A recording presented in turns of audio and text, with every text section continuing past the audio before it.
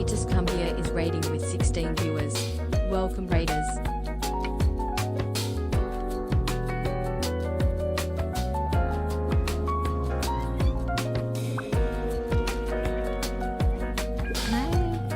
Okay, I can just go through that. Sure, that's logic.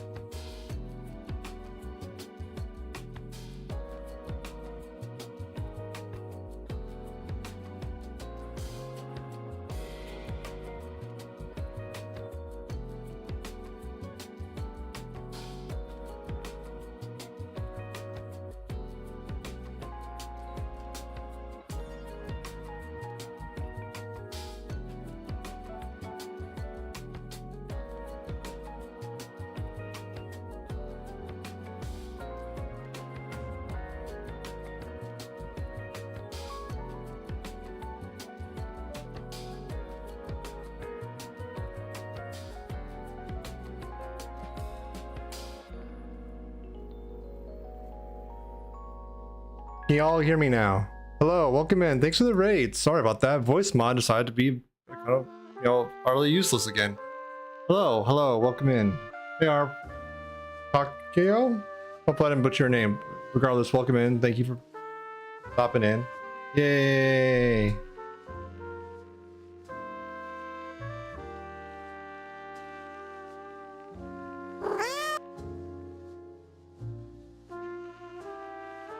Kitty.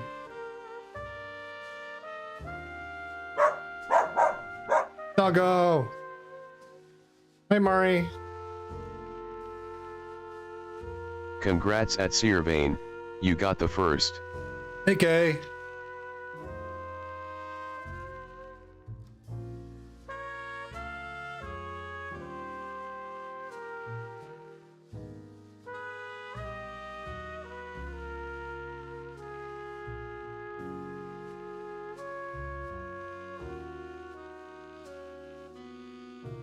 So, the stream more up for quite a bit.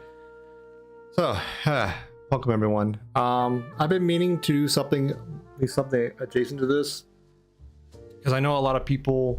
Well, I know at least a few streamers out there. Oh, thank you for the follow. Jingarango is now following. Welcome in. Thank you. I appreciate the follow.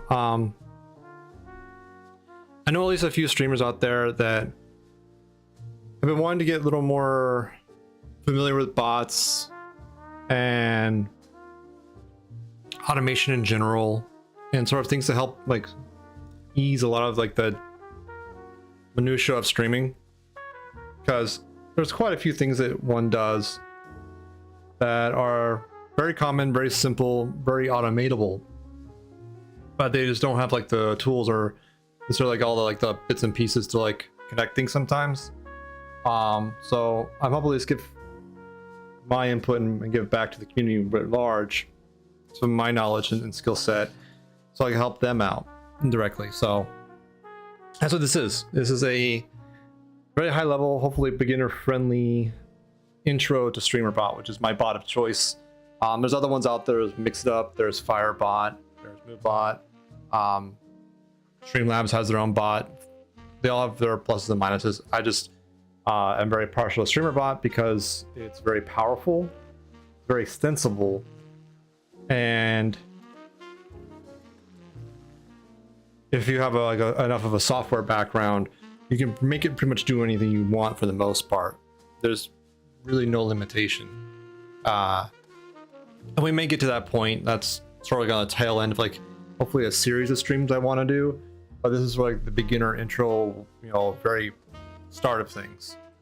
So yeah, I did sort of come together with like a bullet point list of things I want to touch on, and this is by no means exhaustive or expounded upon. Just like it's a skeleton at best.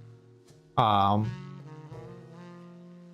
I wanted to at least get some structure around it in my own mind, because my brain's a chaotic storm. So I wrote up something. Let me switch scenes.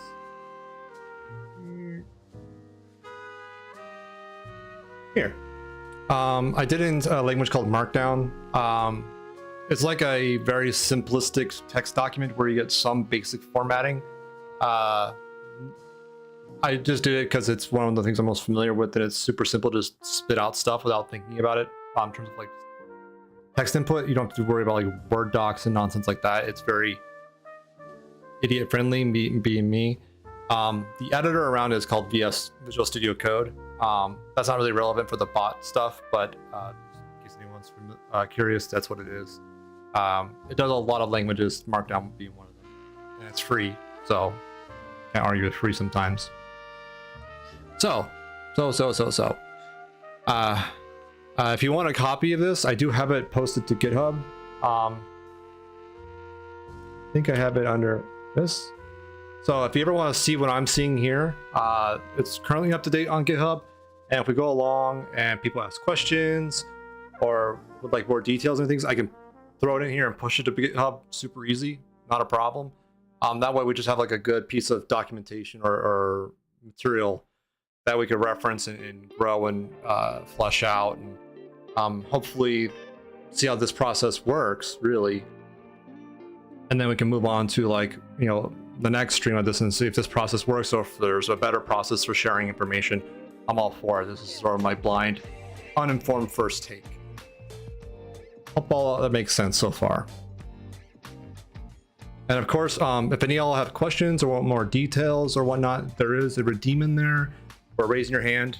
I couldn't even think of a better name, but essentially, like, I want this to be interactive and going back and forth to where I can hopefully answer questions, make things clearer, make things easier above all else. And if you need more insight or more details, feel free. It's has a 5-second cooldown and it's like 10 points. So it's going to be hard to run through all those, you know, burning out your channel points. Don't worry about that. I just want something in place that's sort of structured, and that way I can see them, answer them, and check them off as we go. Hopefully that all makes sense for everyone. And again, if of course you need me to stop or flesh anything out, please feel free to hop in that sense. Okay, so that's the rough intro of things. Bots, programming-esque kind of things, low-code kind of things, are all essentially just about like series of instructions. You're just giving a computer things to do, like do A, B, C, D, down a list. Now it's important because you want to use, or it's good to use bots where you can take very common things and automate them where you don't have to deal with them as a streamer. Or if you're like a mod for another streamer, you can work with them to automate some of these things where just the day-to-day like easy stuff is just sort of done for you. That way you can focus more on actually moderating, like supervising chat, supporting actual you know, inquiries by viewers, things like that, instead of having to do like basic command like stuff that can be automated. Hey Beard, welcome in. How you doing?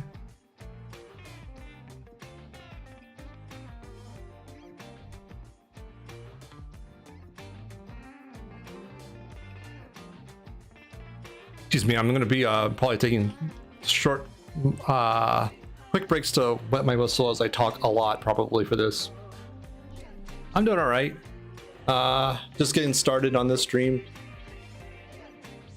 And essentially it's intro to bots and intro to the bots I use, most notably StreamerBot. So where was I? Yes, coding adjacent things are essentially a series of instructions. think of them sort of like cooking recipes. You want to make a cake, you have 10 steps you have to go through to make said cake. You have to crack the eggs, mix the dry ingredients, mix the wet ingredients, blend them together, pour them into a cake cask, put them in the oven, preheat the oven. Like all these series of instructions are important, and they're order dependent, and they feed into each other until you get a final result. And that's it. And what's a little more meta on top of that is that you can group these recipes together into like reusable pieces for like more complicated recipes. Think you want to make a birthday spread, a birthday cake recipe is only part of that. You may want to have another one for like cupcakes and another one for cookies. So you have these hopefully reusable pieces that you can combine in different ways for different like celebrations, so different events. Hopefully it all makes sense for everyone. Yes, object-oriented programming for the win. That's sort of the heart of things, to not have to repeat yourself too many times. It makes your life easier. So, some initial documentation and other information and information sources beyond obviously just me. I'm by no means an expert. I just know what I know. StreamerBot, the website, as well as discord.streamer.bot is the Discord for the bot. The website's constantly being updated. There's a great community updating the wiki for it. The Discord is a lovely folks. They have a support channel, and there's people in there 24/7 answering questions, helping people out with various things. And they've been nothing but pleasant to work with on various edge cases and things that I didn't quite understand out of the box. So lovely people. And you find like a typo or a slight thing in the wiki, you post it there, and they fix it within 5 minutes. Like, it's phenomenal. They're so great about it, and they're just wholesome. Like, they're all just doing this because they like helping people, which is really cool. So that's where you can get your hands on streamer.bot. Nate is the main developer on it, but I think there's other people helping him on it to some varying degrees. And it's pretty cool because it integrates into a lot of things out of the box. Integrates with Twitch, YouTube if you want to stream on YouTube. Integrates with Stream Elements, so it can handle donation responses. It connects to OBS, to the WebSocket stuff. Even the new WebSocket stuff that came out a little bit ago, they try to upgrade in tandem with them and try to keep it as compatible as possible. So despite all that mess, they did try and march through it, which I'm sure for a lot of streamers out there, that was painful on a lot of layers. Voice mod, I think Mari uses voice mod, and I'm sure a few other people use it. It's like a program where you can make a virtual mic that takes your existing mic and add effects onto it or play sound effects through it and pass it along to your OBS or Discord.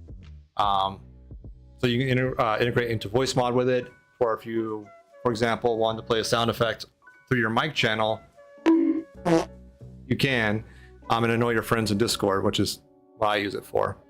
A lot of people use Stream Decks. You can also bind a lot of things in StreamerBot to Stream Deck buttons, so it plays nice in that ecosystem as well. So that's like some of the major ones. There's tons more. There's like Tiltify. There's like Pulse.io for like heart rate infrastructure stuff. It's endless. If you go on the site, there's a constantly growing list of things that Nate is integrated into. They're part of the streaming ecosystem at large, to where when certain things happen, your bot can do things for you depending on certain criteria, and just you move on with your life in the actual stream itself, right? Treat Stream is another one that you just added a little bit ago. So if you have Treat Stream set up, you can integrate to that site, and whenever you get gifted a meal, your bot can do things for you and like thank the gifter or whatever. So that's all there. I kind of rapid fired that a little bit, but any obvious questions or things I can go into more detail on before we start going into more of the nitty gritty of the bot, please do ask questions or request more information, or if anything can be expanded upon. I do welcome it.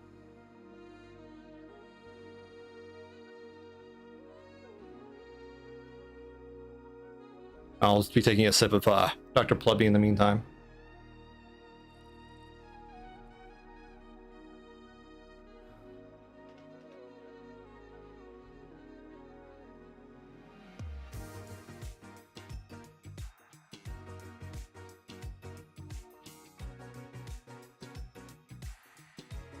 Dr. Plebby, Dr. Pepper, sometimes referred to as Dr. PP.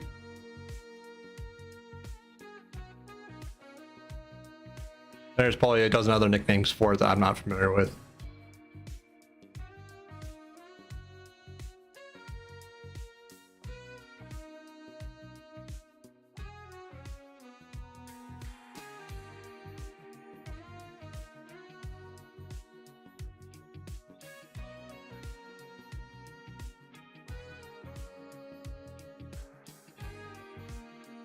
Dr. Pleb.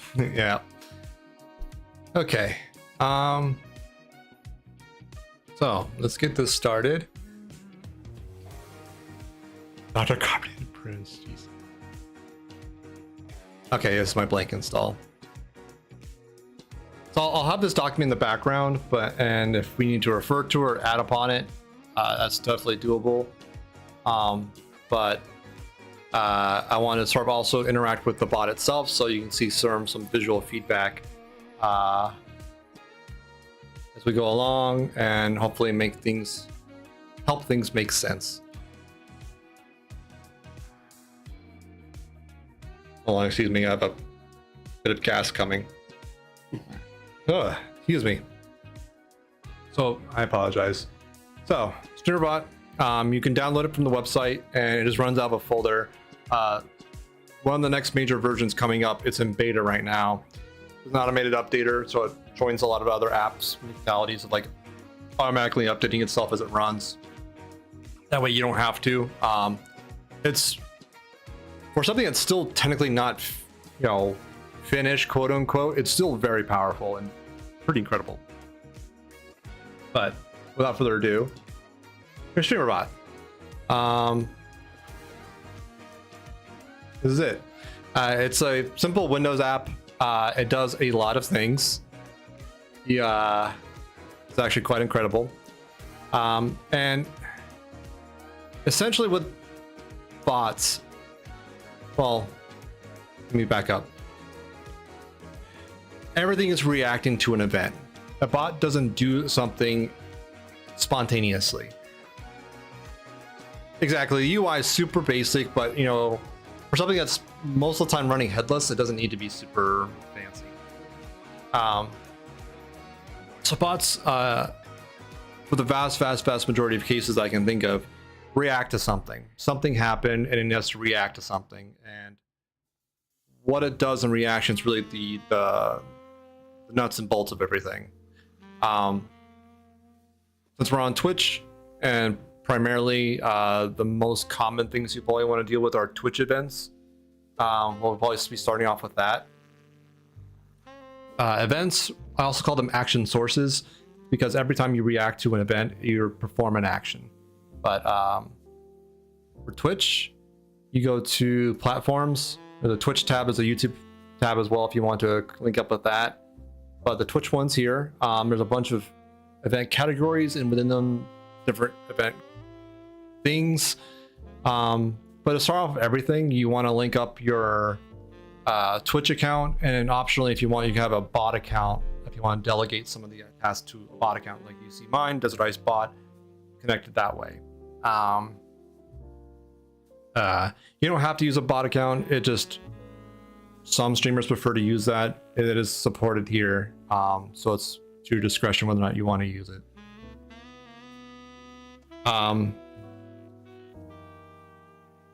When you do so, there will be a button here that says connect to Twitch. You click it, your browser of choice will pop up, and I'll do like an OAuth like login prompt to say like you're giving StreamerBot these permissions to do X, Y, and Z.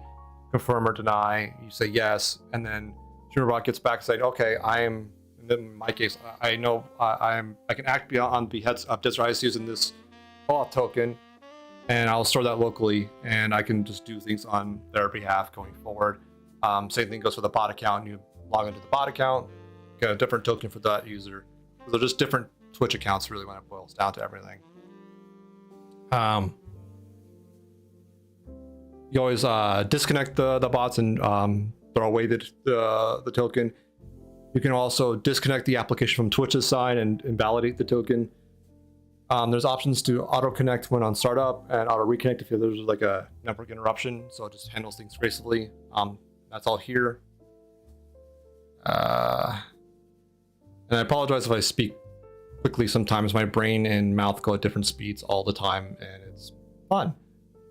But yeah, that is the first step to get StreamerBot running into on your Twitch account as a streamer. Yeah. And if you have a bot account and you disconnect it, it'll just default to the broadcaster account using that user.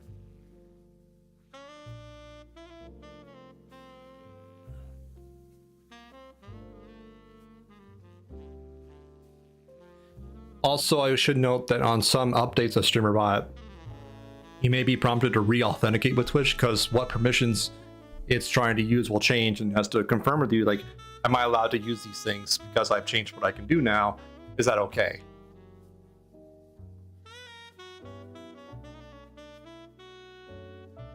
That's a very good point, Beard. This is not saving your password. This is saving something that works in proxy of your password, and it's so it can do things on your behalf but not like steal your account. Like, this is not you, this is you working on your behalf. There's a difference.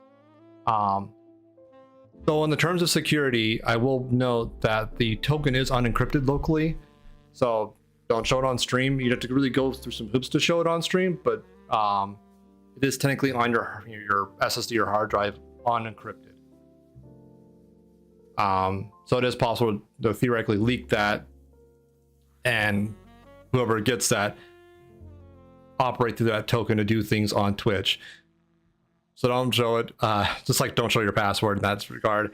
But what's nice, even though if you did show it, you don't compromise your account, you just compromise that token, you just revoke it on Twitch's end, and your account's still safe, your password's still safe.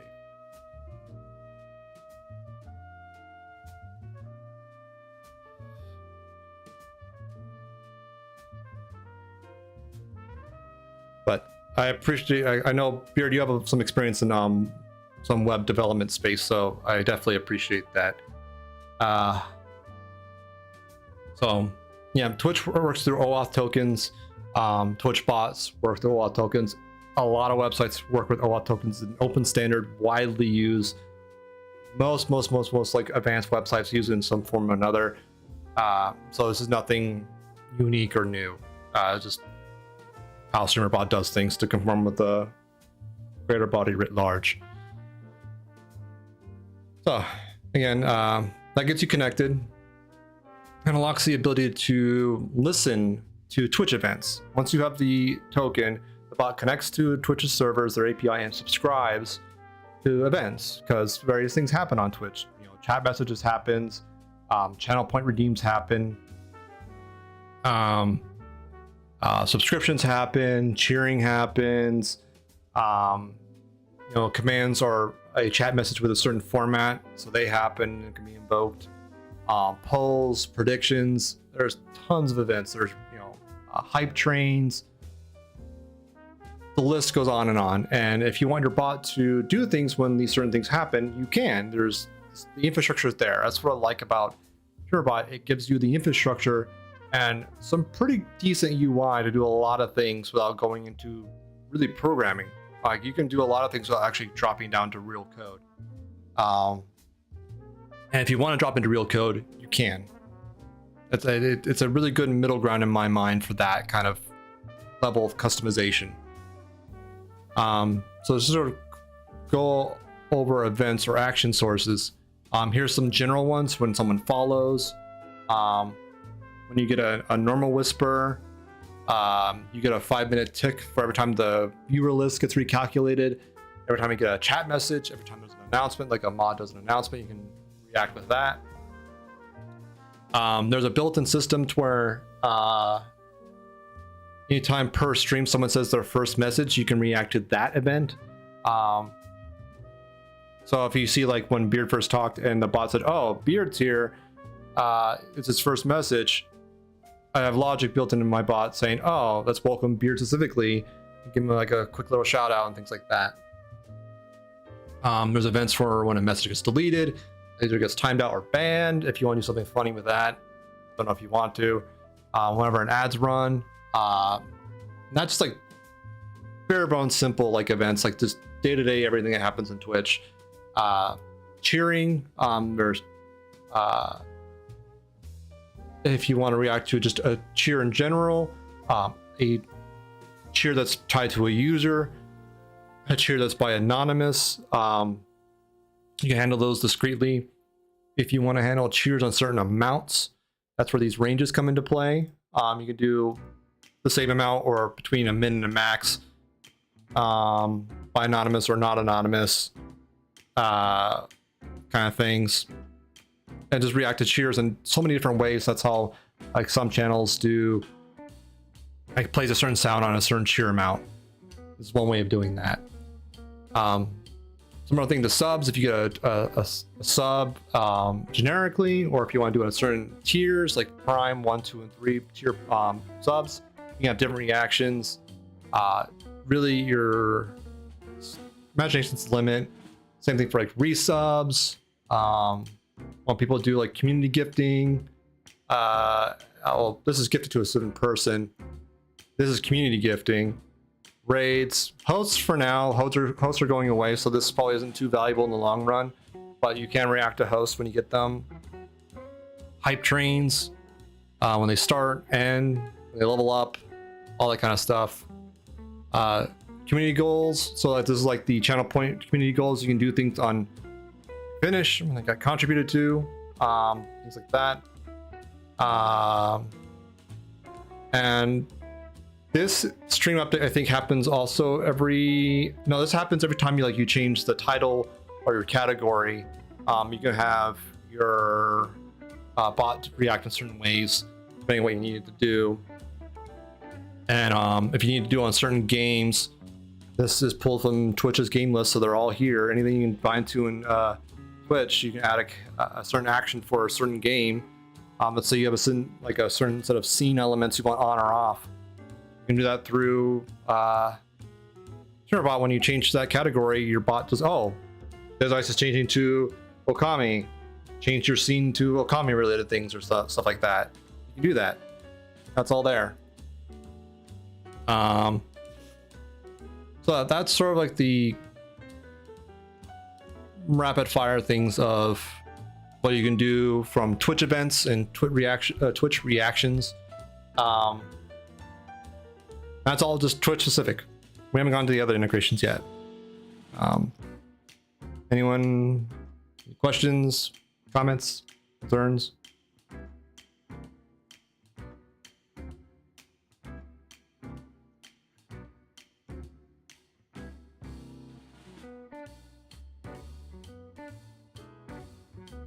I skipped over one quick thing on raids.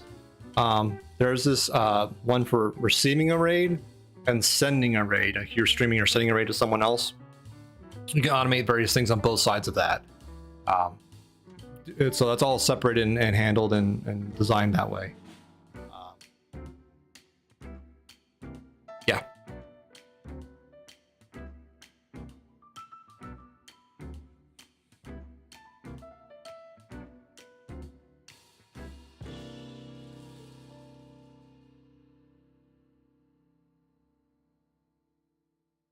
Yeah, Beard, it's pretty straightforward. It's kind of daunting because they throw everything at you at once, but if you take the time to sort of step through every little bit, it's not too bad. All in all, yeah. So that's Twitch. If you're a YouTube streamer, a lot of this stuff also applies over here once you sign in. Similar events. They don't have like hype trains, but like they have like super chats for instead of cheering and things like that. Yeah.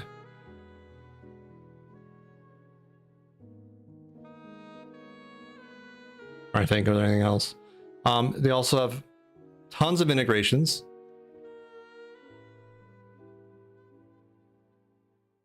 Oh yeah, it's easy to get lost in the minutia of things. But luckily things are pretty well laid out all in all. And if you want to help yourself out, like in integrations, I'm not a Streamlabs person, so you can just hide that tab. It's still there if you want to bring it back, but if you don't want to see it, you can just hide it that way too. Because yeah, you don't need it, right? Same thing with other integrations, like if you're heart rate IO but you're not pulsoid, you can hide one of those two. If you're Tippy or TreatStream, or if you have Lumia or not Lumia, all the integrations be going through here. I don't have Lumia, so it does have Stream Deck integration. Trying to remember where that was.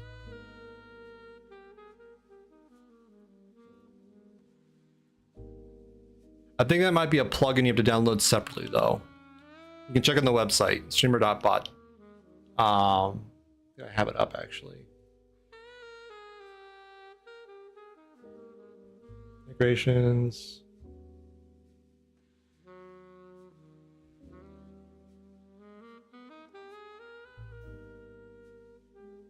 Oh, Loot Devil is coming in. That's cool. I think Stream Deck integration was done like as a side project by someone else.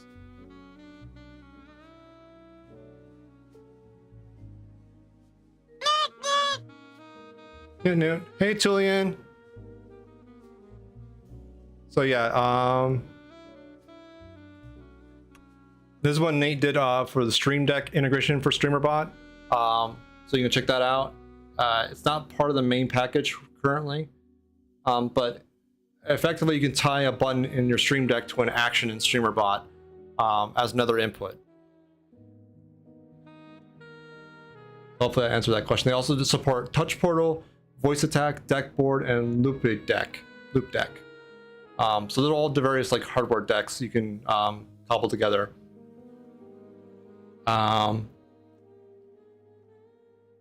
There is also probably another stream, but StreamerBot also has a thing called like HTML deck or web decks, which are same idea, where you have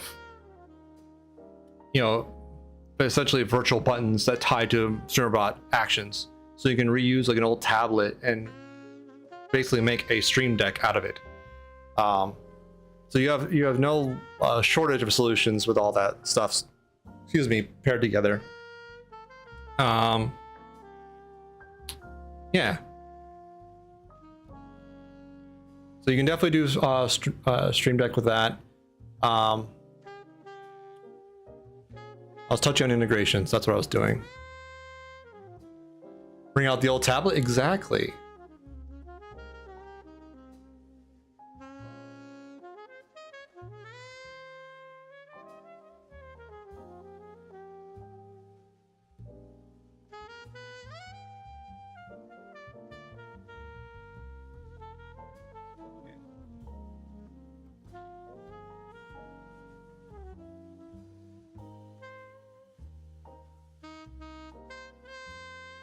Okay. Anyways, probably the main things you'll probably be reacting to or automating will be Twitch events or interacting with OBS for the most part. Because like Stream Elements donations are not the most common interactions. Integrations, like depending on the integration, have varying levels of commonality, but for the vast majority of things, it's going to be through Twitch events or doing stuff with OBS.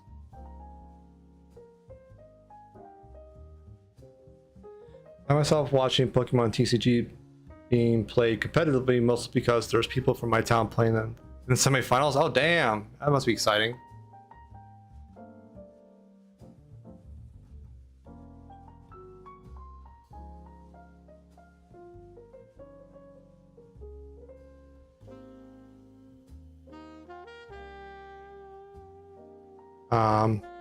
Yeah, let me just refer to the document and also log into my OBS WebSocket connection before I forget. So I'll hide this window for just a bit, and we're gonna look at that.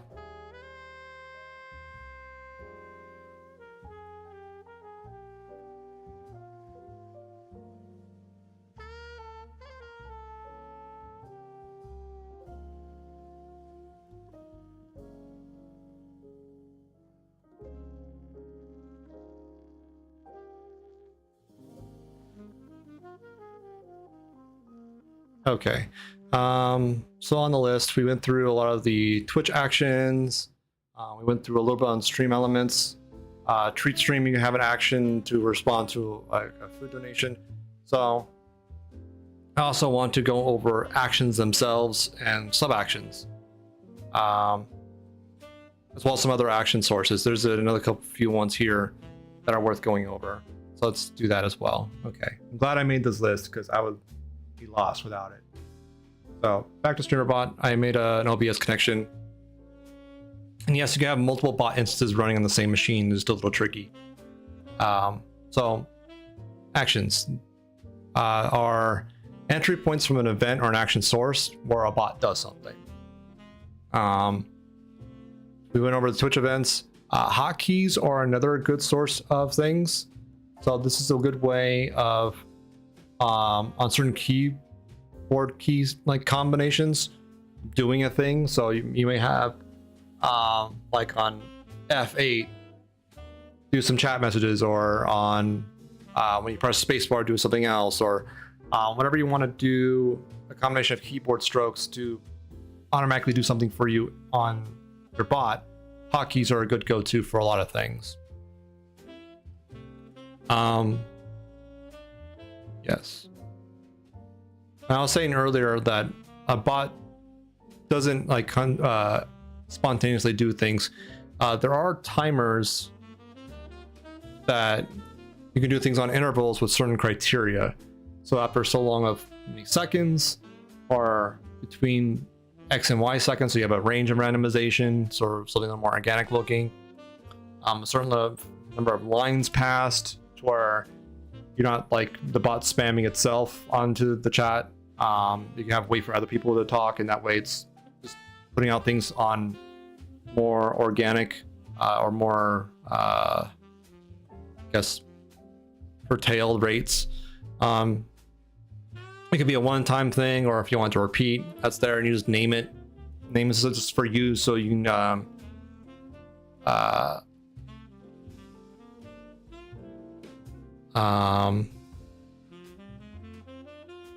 what's the word? So you know what it is or what it's for, and then you just bind it to an action. We don't have any actions yet, but that's the entryway into it. And commands. Commands are a good one to go over. Herpato. Oh, yeah.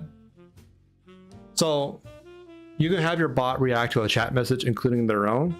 So if you're not careful, you can have a bot indefinitely react to itself in a recursive loop until you kill it. And that's what happened to Roboto the other day in all upstream, I think.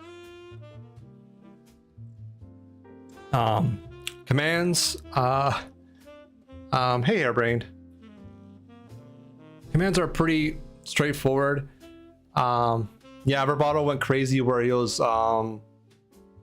playing back a clip on Lob's channel, and every time he saw it, it's like, oh, I need to play that again. Oh, I just saw that, I need to play it again. Ad infinitum until Vercato woke up and killed it. Commands are pretty straightforward. Essentially, you can have permission them to moderators, subs, VIPs. No, it was the clip for when she gets a hype train level up, and it plays like that clip that Josh made for her. It was pretty funny.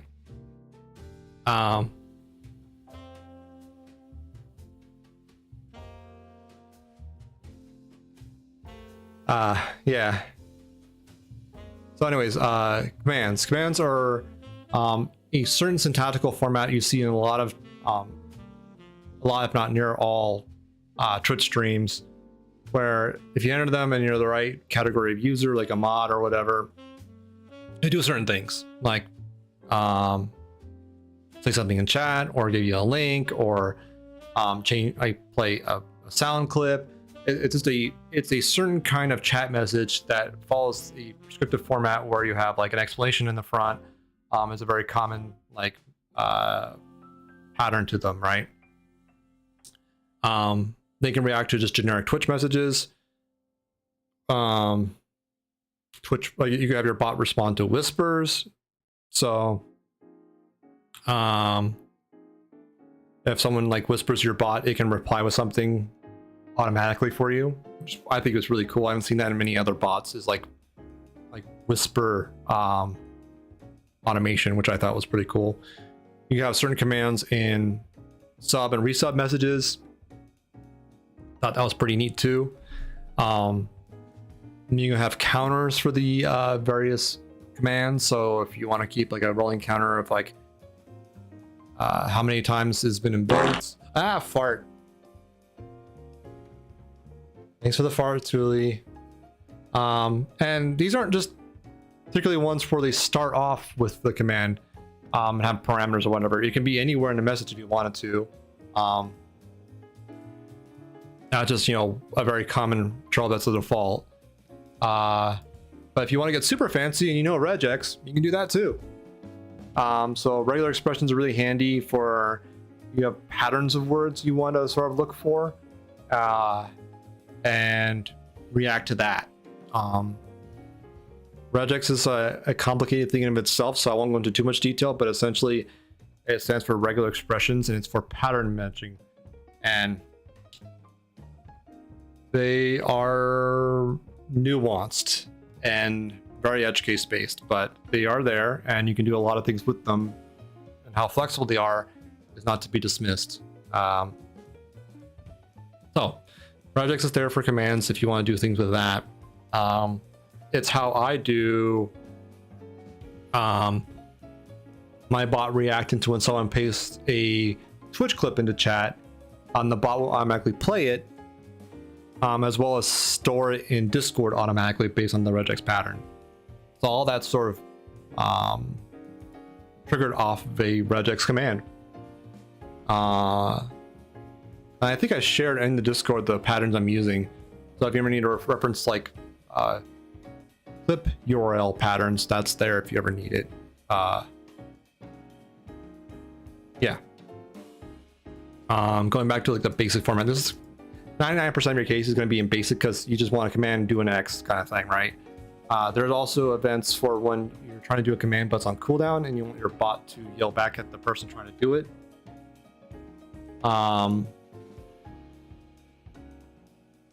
Yeah.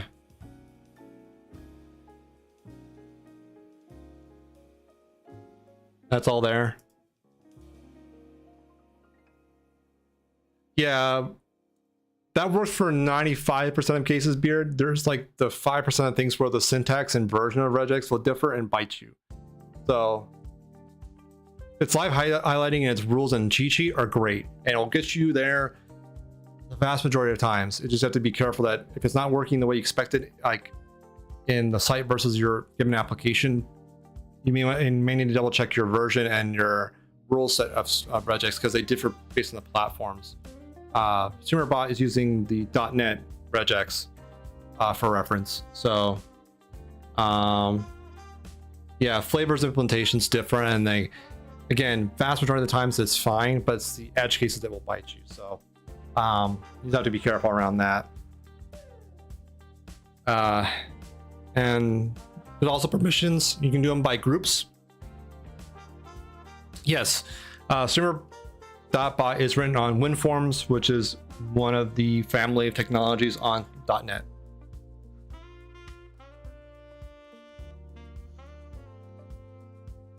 There is a guide on the website to get it running on Linux using Wine, I think. But I don't know. I didn't try it myself, so I can't opine on that. But yep, it's all in .NET. It's the reason that attracted me to StreamerBot primarily is because .NET focused, and my day job is a .NET developer. I'm a senior engineer for .NET. So I want to be productive and hit the ground running with something I'm adjacently familiar with, at least in the technology space. Yeah. And there's cooldowns per user and global, which is pretty similar to like how Stream Elements does, and a lot of bot infrastructures do it. So this is not, that similar. Yeah, and the permissions, there's group approaches, and there's mods, subs, and VIPs built in. One thing I like to do, this is a bit of a tangent, is set up a group for quote broadcaster unquote, because I don't know why this isn't there by default, but I have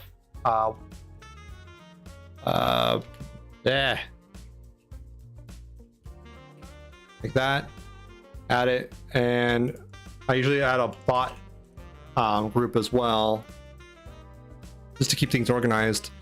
So that's just setting up like basic groups to keep like the categorize permissions really easily. And then when you go to viewers, you can add them to different groups. Like I'm the broadcaster, and then there's various bots like this one, and bots. Nightbot is a bot. Things like that. Does this tool have remote access to allow mods to remove, manage it, or / manage it? Not in that way. However, what you can do, this is what I was alluding to with their web deck. You can set up a web deck with certain action binds, and as long as your mod is logged into the StreamerBot website, you can share that web deck with them securely, and wherever they are on the internet can press a button and enact a given action on your bot instance. So if you want to make like a mod specific deck with buttons for like certain like chat output, or putting things into like slow mode or emote only, anything that's like more nuanced than that, they can triggering the bot without using a command. So that's definitely possible. But in terms of like adding new actions or editing existing actions in place, no, that's not possible that I'm familiar with.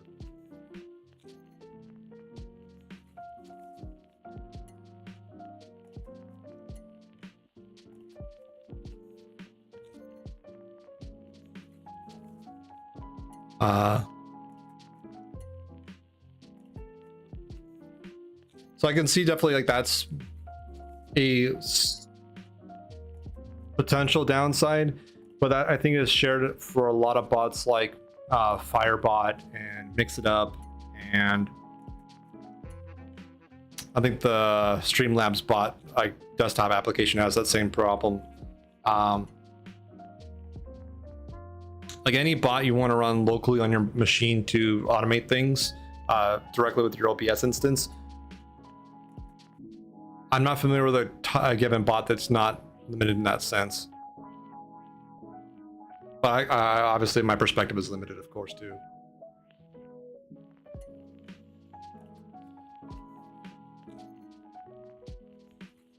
So we've gone over a ton of the action sources, which is good. I'm glad. So that's various ways of things of triggering events, like things firing off. Yes, there is a gift command. You do that and it prompts up. You do a gift, like however many subs you want to gift, and then it gives you like the payment prompt thing. It's kind of handy.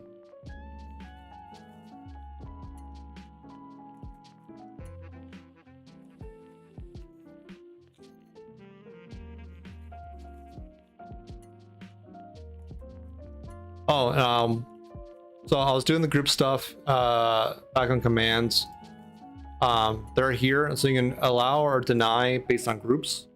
If you really need to dial down to users, that is here.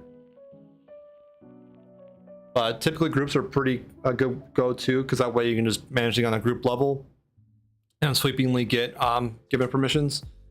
And having the broadcaster one make things really easy, just so you don't have to tap between the two for your user if you want to do something just that's broadcaster specific. That's handy. One thing I don't, it's not StreamerBot's fault, this is more of a Twitch fault. The broadcaster user is not marked as a moderator. So you have to include that in a lot of cases where we want to include mods, depending on the given command. Yeah. So just bear that in mind, that a broadcaster group is handy. So if you want to put like a mod command as well as yours, putting in there, it's useful. Anyways, actions are the entry point for when an event happens, your bot reacting. Yeah, it's its own thing. Even like, and within moderators, there's like a editor permission group on top of that StreamerBot's not aware of. I don't think it's exposed in the API that I know of, so you can't really do anything bot specific with it. But on the Twitch website, there's elevated permissions for an editor mod versus a normal mod. Nothing too dramatic. It's just there is a distinction, like for running through clips and whatnot.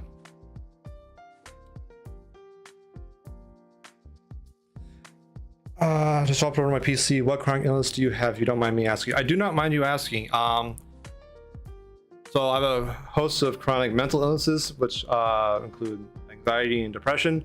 But for physical illnesses, probably the more prominent ones is EDS, Down syndrome, which is a collagen disorder. Essentially, that makes it to where my ligaments and joints are far more flexible than they should be, which makes for some interesting party tricks, like having my thumb be able to touch the wrist it's attached to. Yes, I did not misspeak. I can bend my thumbs backwards to touch on the wrists they're attached to. Party tricks are amusing to some degree, but the downside of it is that every movement of mine is done to the point where I feel like the resistance, but when I feel that, it's usually hyperextended. And an individual case of that is not damaging your body, is pretty durable, but when every action, every time you breathe, every time you walk, every time you grasp something or release something or twist a doorknob, you're hyperextending your joints, they get worn out, they start hurting, and especially when you get older, it gets worse. And so it's a chronic pain situation. Essentially, it feels like you have an 80-year-old's worth of arthritis when you're less than half the age. And there's no cure. There's no treatment. There's some exercises you can do to mitigate the damage and become more accustomed to the life you have to live. But yeah, that's just sort of what you get. It's a genetic disorder. If you have it and you decide to have offspring, your offspring have a 50-50 chance of having it as a progenitor. It's a group of regressive genes. So that's it.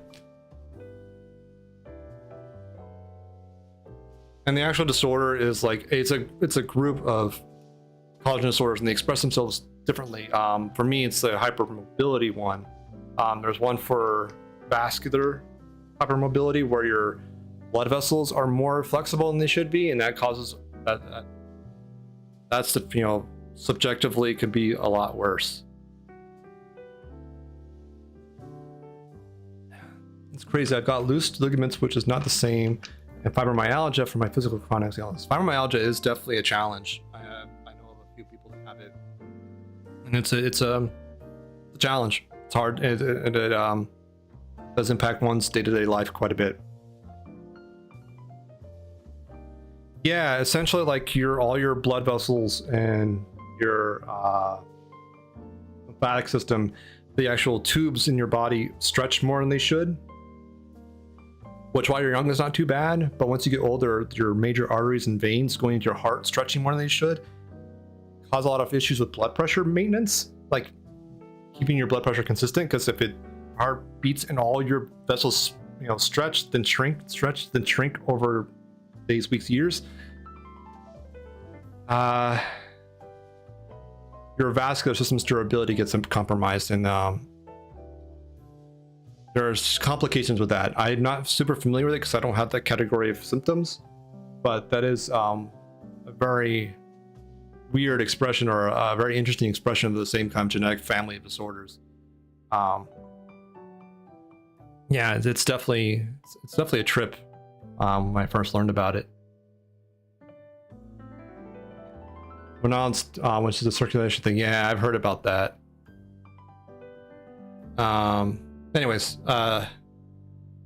back to actions. So the entry point of events from Twitch and reacting therein. So they're named groups of instructions. You can name them whatever you want, within like alphanumeric stuff, and you can actually organize them into groups just to keep yourself sane and organized. Excuse me. I'll go over these options later on, but there's more nuanced stuff you can do with like actions and how they get performed coming from, you know, your given source, be it Twitch or Stream Elements or OBS or whatever. And we'll get into that later on with Q data, but for now, just keep it simple. We'll call this test action 1. And again, you can use any naming convention you want, whatever is easiest. You don't have to put in a group, so there's a default group of none, quote unquote. But if you want to group things to like OBS related stuff, Discord related stuff, Twitch related stuff, certain chat messages or command stuff, or channel point redemptions, it's a way to have organizing yourself. Not required, but it is handy. So you have a named action, but it doesn't do anything yet. It just, you have a group of instructions. One of the simplest instructions you use to test things that are nicely visible, so is, you know, a sub action of sending a message to your Twitch channel. That's just one of the many things you can do with a sub action. You can have it wait a given amount of time, a random amount of time. You can generate a random number, simulate a keyboard press. You can perform a command, which is actually executing a binary on your machine. So if you have a program, a command line program you want to run to accomplish something, you can do that. Picking a color, timers, calling other actions, so you can call one action from another. So you can make an action that's sort of like a utility action that does certain things from that perspective.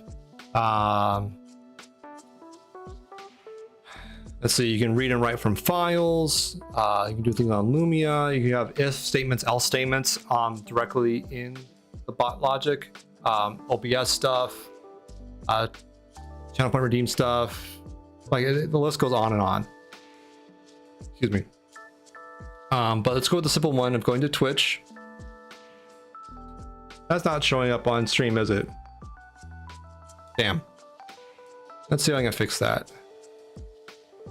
Hold, please.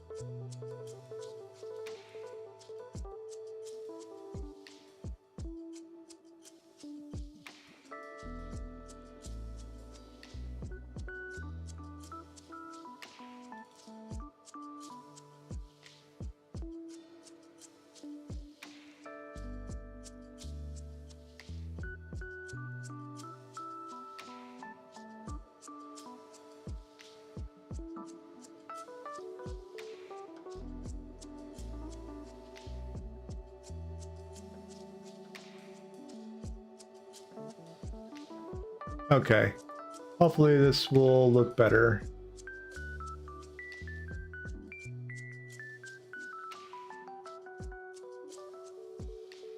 So it should look pretty the same. Now I'm using a desktop capture, so it should get a little bit more nuanced here. So you can add sub actions to this context menu. Twitch is a very common one. It's sort of bleeding off the capture there. Hold on. There's a lot of actions, so it won't all fit. But a very common one is sending a message to the channel. So you can say something along the lines of like, "Hi chat, how are you?" Click OK.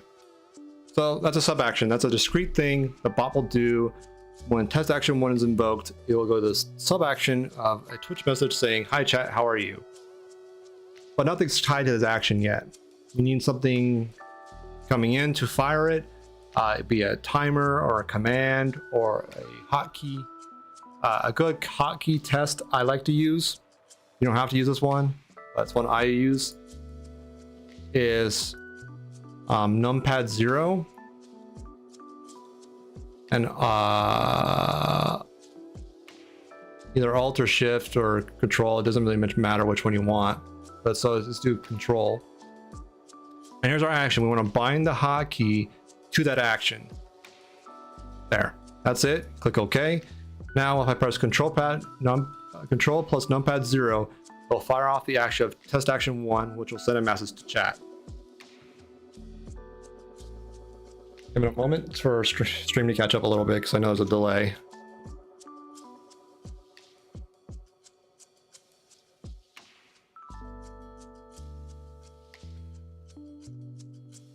Okay, so I'm gonna hold down control, press numpad 0, and there's the bot doing stuff.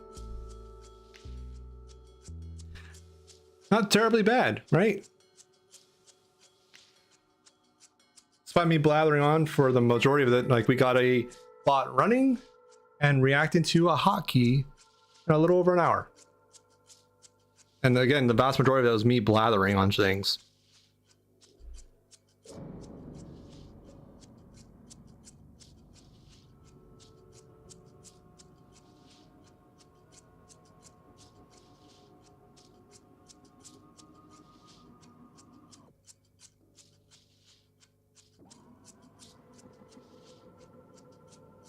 We can do something similar with commands. So if we go to commands, we can make a new one. We call this, it's a SB test, just for funsies. Find it the same action we already have, right? The same entry point, just reacting to a different event, which is in this case a command instead of like a hotkey. And for permissions, we're going to deny only bots. This is a very easy way to do a very common commands. If you want all of chat access, obviously bots for the most part are not going to invoke a command because they're a bot.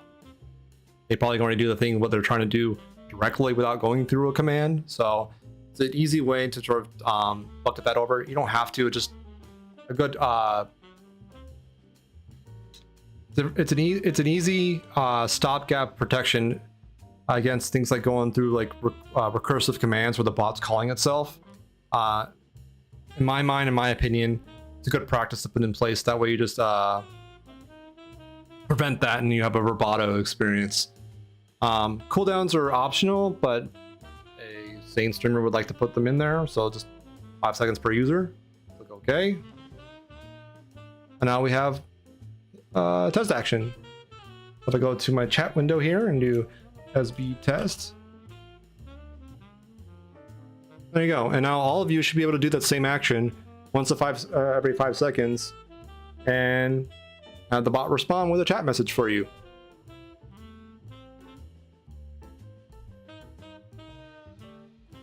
Any y'all have any questions or would like more off of this?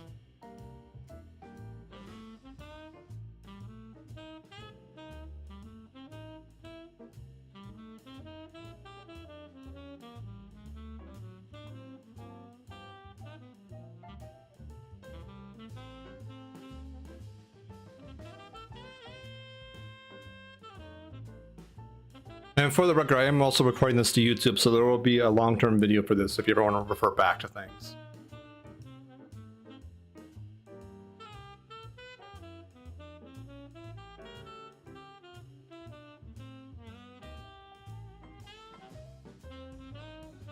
see. So that's a very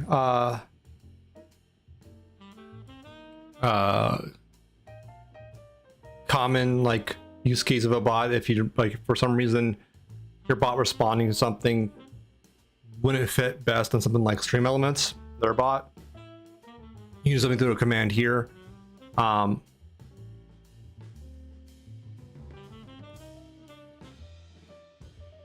Yes, you can have something go off when a first viewer comes in.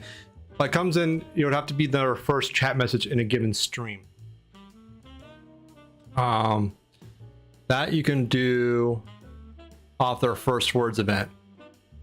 You make an action, you tie it to here, like whatever action you have. Let's say it's the same test action for funsies.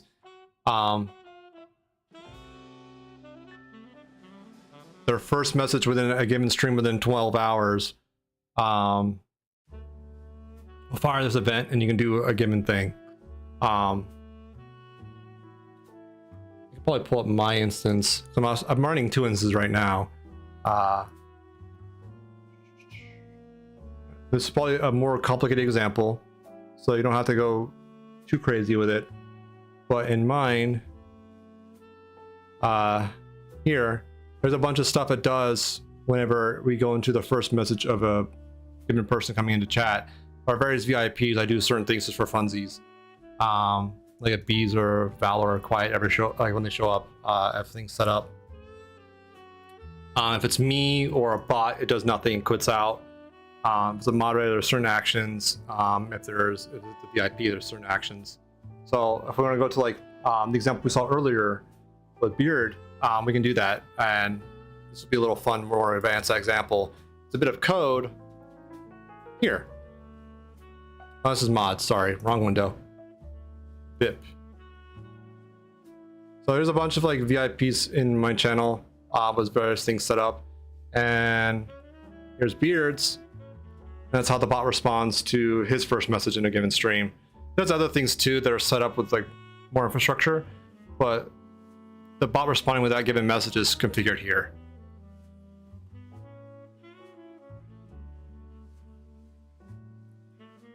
So that's a more advanced example, but yeah, you can do that with off the first words event as long as once you get more familiar with some of the mechanics of the bot, of doing things, that is there. And a lot of it you can do probably without dropping down to C# code, but for me at least, it was a little bit easier to drop in a C# code just to keep things concise for my mind. Again, there's a shit ton you can do without that.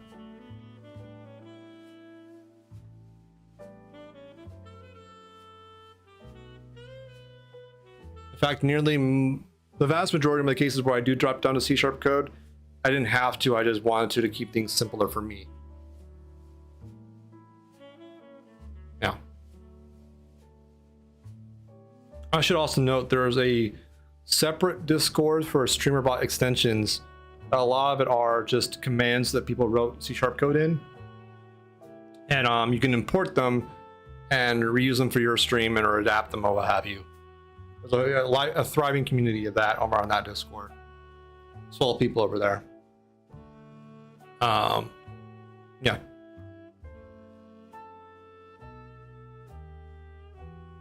Does that answer your question, Hairbrained?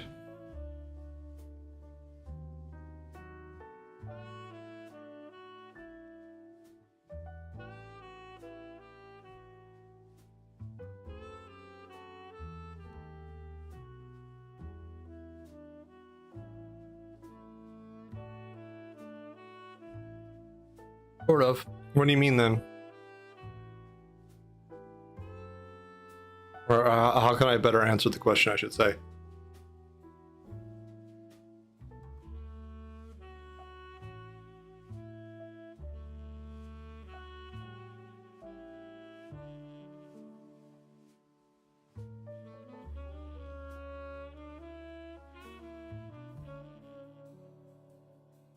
Yeah,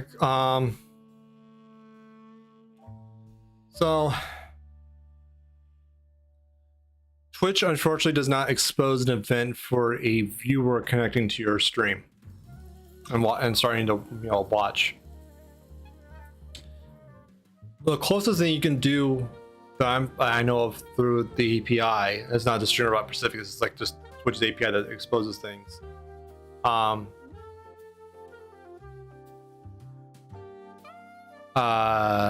Is to look at the viewer list that gets updated every 5 minutes, and when you see someone new in that list, like on the next 5-minute tick, reacting to that entry. That doesn't quite work 100% because that's not a viewer necessarily, that's someone in chat, but this is being present in chat. So if someone has like a third-party chat client and they connect to your channel through that, it would still count for that, even though they may not be viewing your stream at the time. Unfortunately, I'm not familiar with anything in the API spec that, as of now, that notifies anyone when a new viewer connects. It's just not exposed outside of Twitch's infrastructure.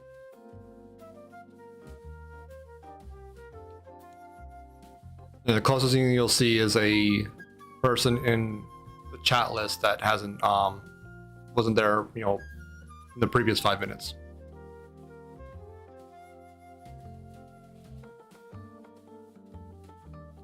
So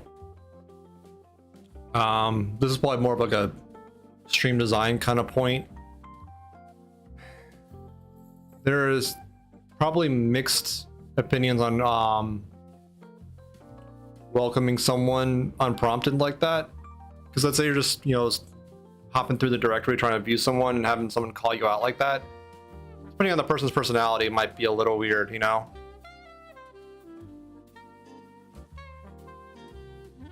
but I don't know.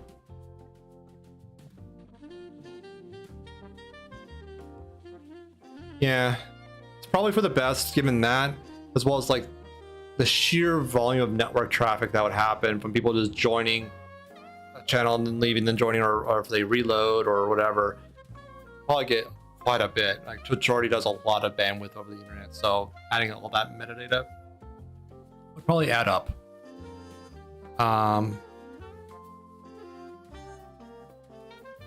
Yeah, I think that's a decent enough answer for now. Yeah, exactly. It'd be kind of spammy, and then you'd be sending a lot of data out that perhaps 80% of people wouldn't care about, and who knows. I don't think it's necessarily inherently bad. It just have to be thought out.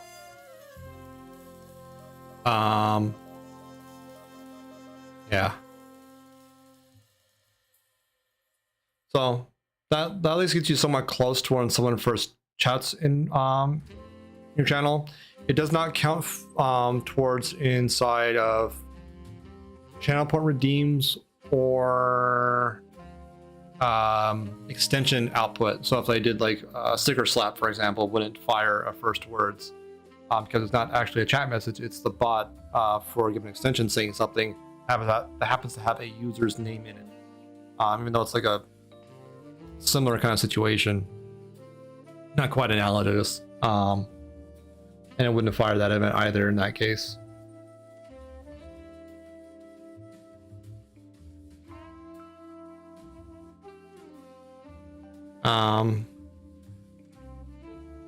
Yeah.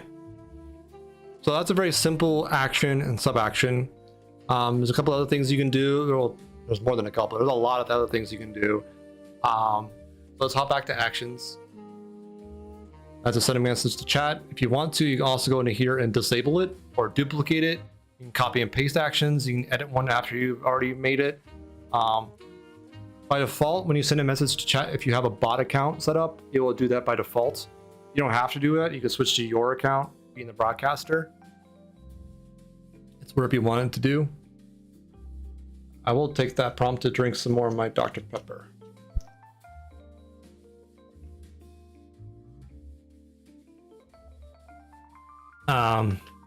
So there's a lot of cool things you can do to that.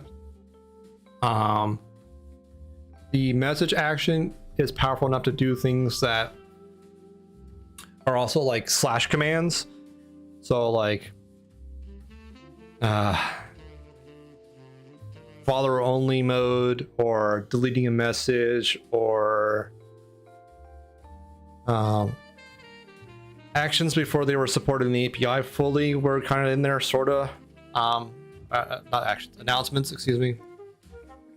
So we can go over announcements, which are pretty similar. We'll disable this guy for now, so he's gone. But we can add a Twitch announcement, and it's pretty cool. Like, same kind of thing with a bot account or your account. But also the color options, which are different slash commands in Twitch. Nice UI here too. Let's go with like pretty Twitch purple, and we'll just put in "yay" in our action. What's cool about this, since we updated our action, the command and keyboard hotkey shortcut that are both bound to the action are automatically updated then. This sort of goes to my beginning point of grouping things together into reusable pieces. So when you have to update something, you do it in one place, or the maintenance is very minimal and it's easy to sort of flow with changes. So for example, I did Alt or Control. Hopefully it's Alt. Numpad 0. Nope, it's Control. Control Numpad 0. Does the announcement now. I think it's pretty cool. Same thing with the command that anyone has access to right now. SB test. Yay! I think it's pretty cool.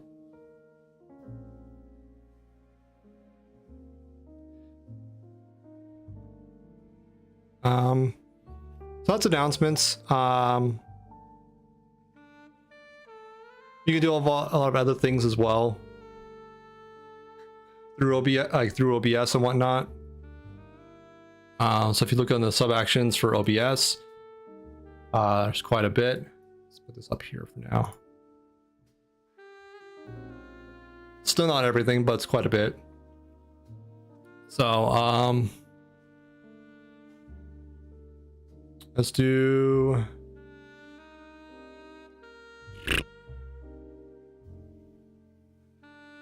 what'll be a fun one.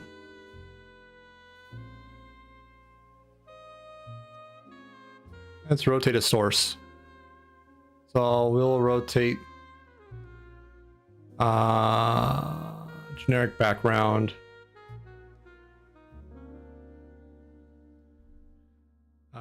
20 degrees additively. Okay, and we'll disable the announcement for now, just for sanity's sake. So do SB test. There, it rotated my my thing.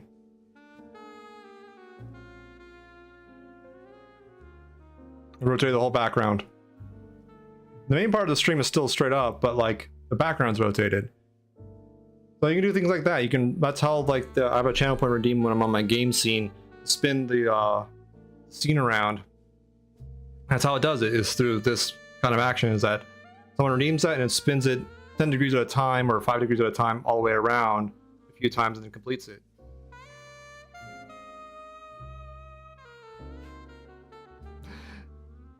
Thanks, Beard.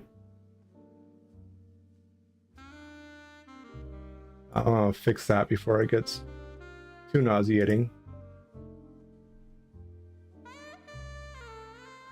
we go. I'm gonna get rid of that. So that's like one example of like an OBS interaction you can do. There's always a good prompt here to make sure if you want to delete a sub action, you can. You don't have to keep that. You can just ignore it going forward. But that's a nice little safety net.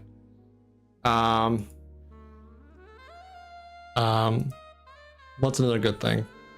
So something that's good to look up in the wiki frequently is that depending on the given action source, there is a host of variables that are populated for you that could help you react or decide or do fun things in a given action or sub action. So for example, if a user does a command and you want to address that user, like sort of like the bot did with Beard's comment there, there is a username variable of you can pull in and do things with. So let's do something like this where we do test action 2 has nothing in it. We had a sub action of, let's say, send announcement to channel. We go, hello user. So the percent sign, name a variable percent sign, is sort of the syntax of StreamerBot for variable addressing in most cases. Let's do in orange. So now we have an action. Let's tie it to a command. We'll do explanation hiya. And again, we'll deny bots. No, that's allowed. Deny lists, bots. We'll tie it to text action 2. These are terrible names. These are just sort of simplistic names I'm throwing together just for the demonstration purposes. You probably want to have a name that's more descriptive of what you want to do in a given action, just for future reference. Whatever makes sense to you, so when you look at your bot's configuration and actions and sub actions, it makes sense to you. That's, you know, the most important part is that when you make something together, and you make something and you put it together, you can understand it easily to where if you need to edit or upgrade it or change it or want to change it, it's all as easy as possible to address and digest. Oh, cool.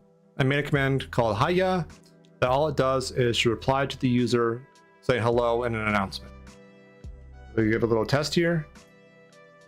So I populated my Twitch display name in that variable. Now, this gives a nice, interesting little sidebar. A Twitch user has a few pieces of information built into the API. There is the display name and the actual username, which is the name you log into and sort of unique within Twitch's ecosystem. There's also like a user ID and like meta information that's contextual to the channel, like if they're a mod or a VIP, things like that, or a sub, what tier of sub, things like that. If you're, if you're in that kind of channel. There's also information on the user beyond just like name and username. There's also whether or not they're like their affiliate, they're a partner, whether or not they mark their channel for mature content. That's all available in the API, and it can be accessed for the most part through StreamerBot, I think. I don't know if the mature reading's in there, but if not, it's not a huge deal.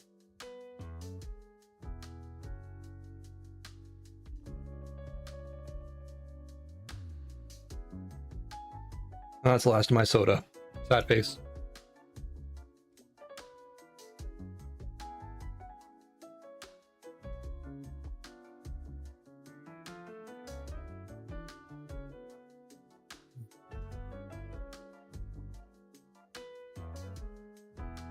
Eh.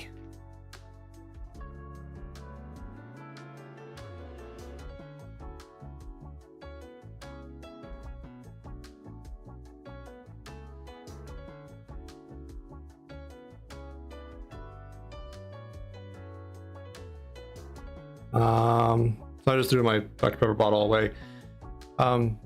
Anyone have any questions so far on like actions, sub actions, a little bit of variable peaking? Or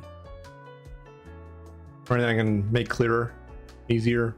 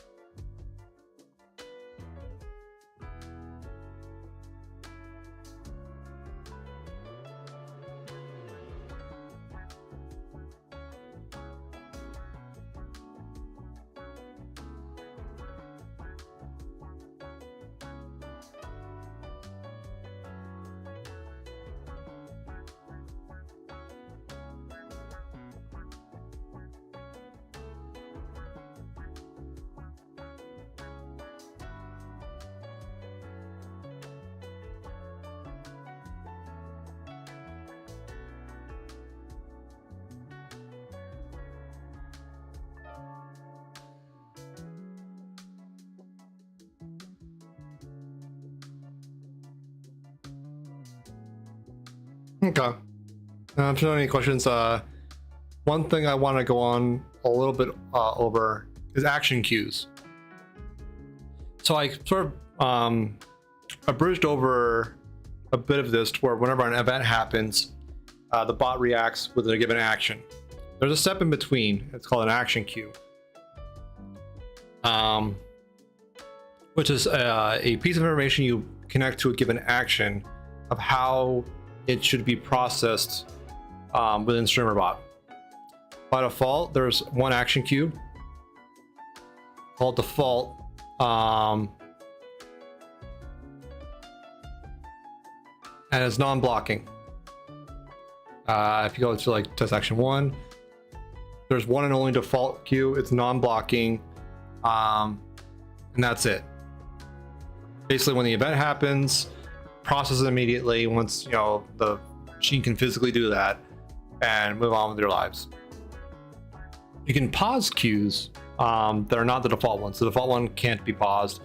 You can't change any meta information to the default queue. It's just there for the sake of the bot working. But you can make other queues. Oh, you actually can change the default queue. I lied. You can pause it. You can make it blocking. Things like that. But you can have more than one queue.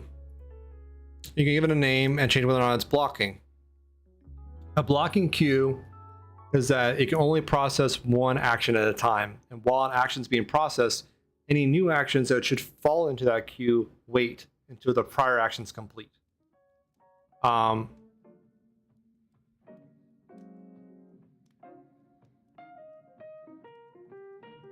This is the nuance and distinction of like how StreamElements' actions work. Each browser source overlay is one queue. So if you want to be able to handle multiple events in StreamElements at the same time, you have to have multiple browser source overlays. There's no way of making an overlay do things concurrently. Like the configuration nightmare, that would be kind of nuts. But per overlay is a queue.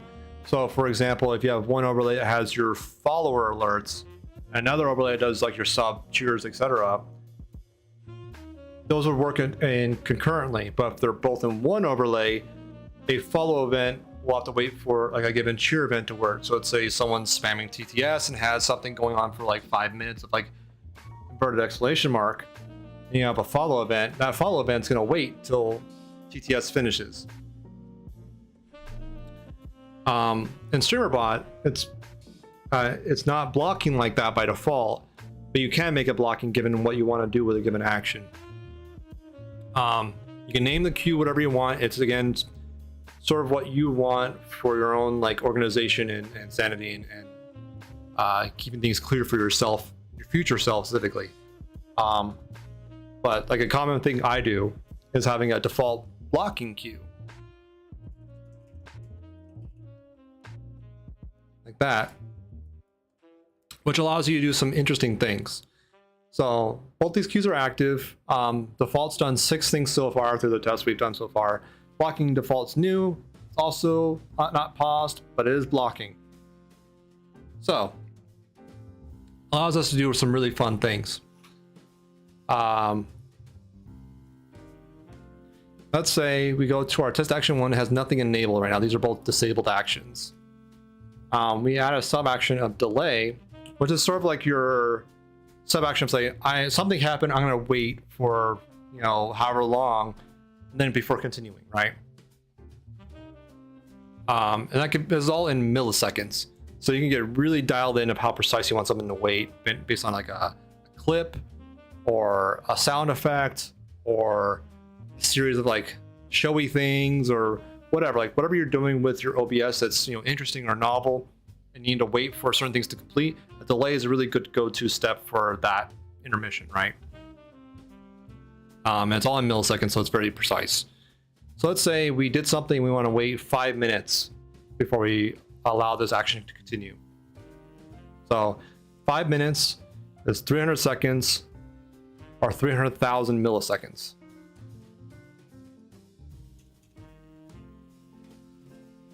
So this is going to wait for 5 minutes. We actually even add ourselves a little comment. Comments are just things you leave in actions as a sub action. They don't actually do anything. They're just text there to inform future self of what the heck you were doing. So let's say wait for 5 minutes, because why not? So now if we invoke test action 1, all it's going to do is wait for 5 minutes, which is fine because right now it's still on the default queue. So if you do multiple of these, each one will fire up immediately. They'll concurrently, every time it's invoked, just wait 5 minutes and finish. And we can even add a little sub action of Twitch, send message to channel, and go finished.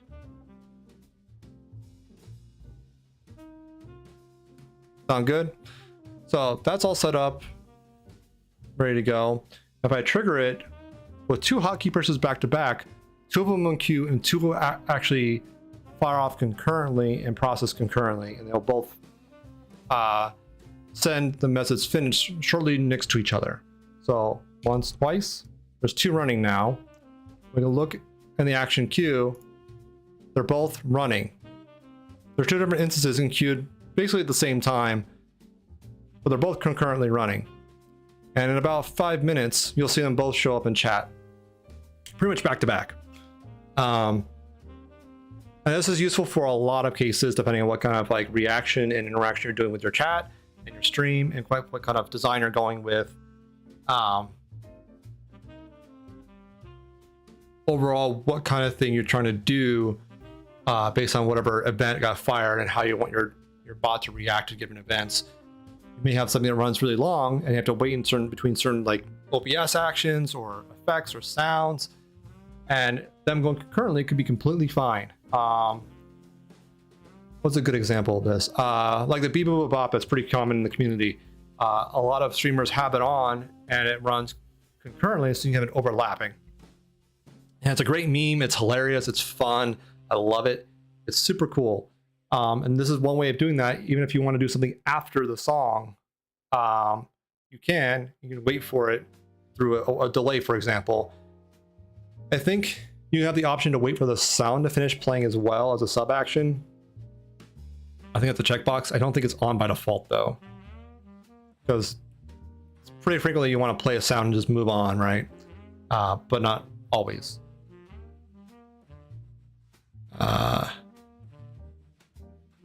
Yeah, 5 minutes might have been a little bit too long. So we can go over to that action. Well, this is already running and captured as it is. We can still update actions as they're running. Let's make this 5 minutes, 1 minute, which is 60,000 milliseconds. I'll update our comment just to be good stewards with the code. This is still running. Yeah, hopefully this is all making sense for everyone, and please do feel free to use the redeem or just ask questions, and I'll try and fill in as much as possible. Or if you have questions later on, there's a tech chat channel in the Discord. Feel free to join in and chat in there. If we want, we can also make a new forum channel for chat StreamerBot coding questions, and I'll try to answer them the best of my ability. And of course, there's always the actual StreamerBot Discord itself. Great people over there. Can't recommend them highly enough.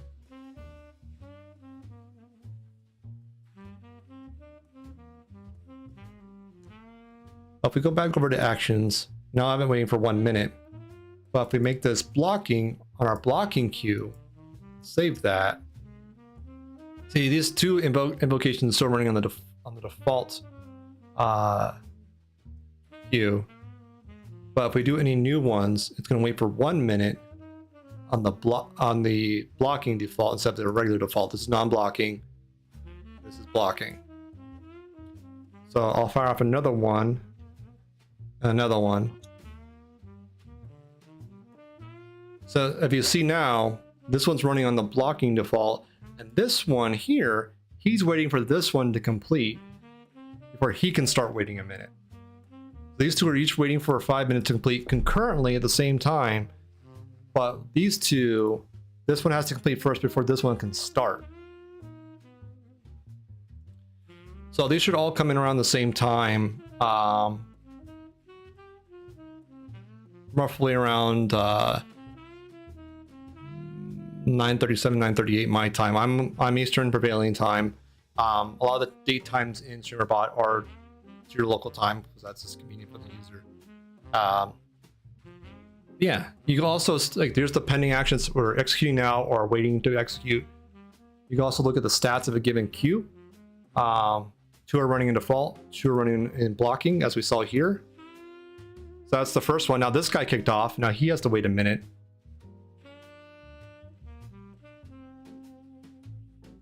And if you ever want to look retroactively at how things worked, it's all here in the history too. You can expect things, see the stats of things. These are a good debugging tool once you get more and more complicated actions set up to look into variables and whatnot. So if we want to look at this guy, for example, you can inspect the variables when it got enqueued. And you can also set up new variables as the command gets, or the action gets processed, for various reasons. So that's what after run means. Right now, there's nothing really fancy going on in the action. Yeah, there you go. There's the 2 from that one. And it's the blocking one, probably waiting for the last of his minute to finish out. You'll see him soon.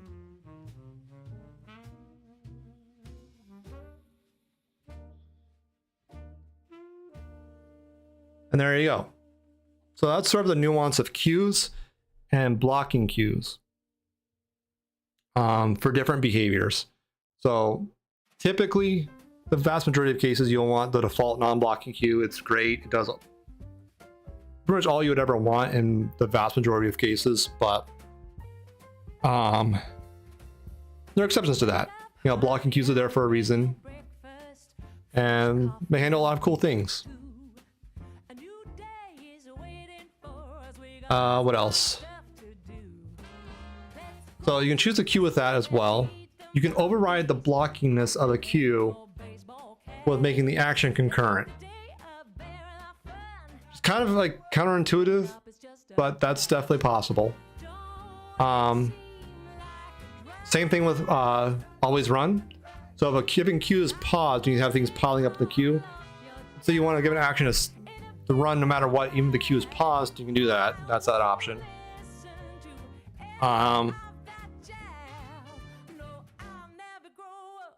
There's this last one that's kind of just like a streamer nicety, kind of sanity kind of thing, where you exclude the queue, the action from the queue history.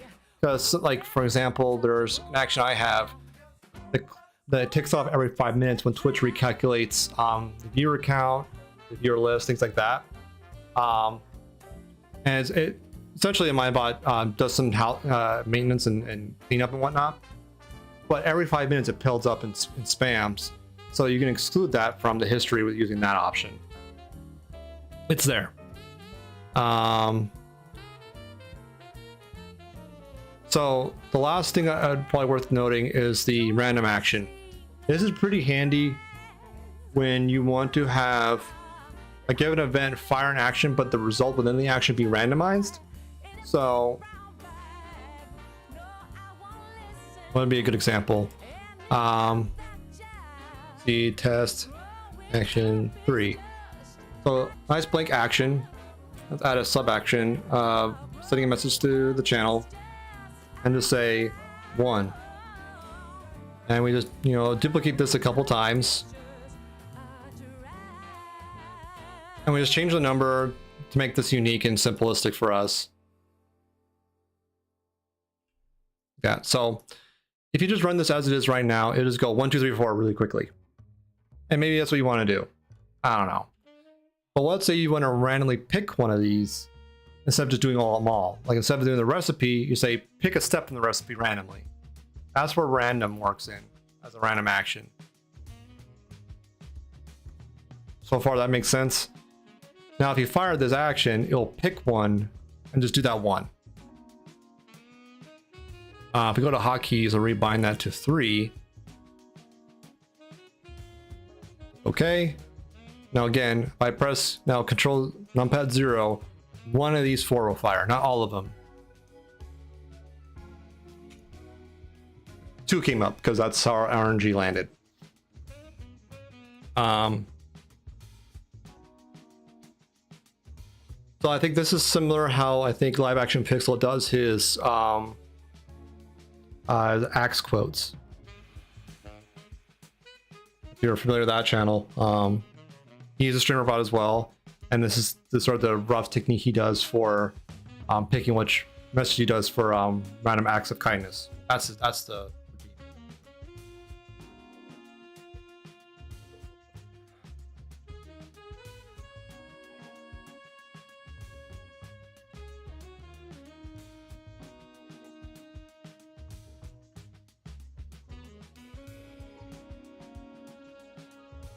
hopefully this is all still making sense to people.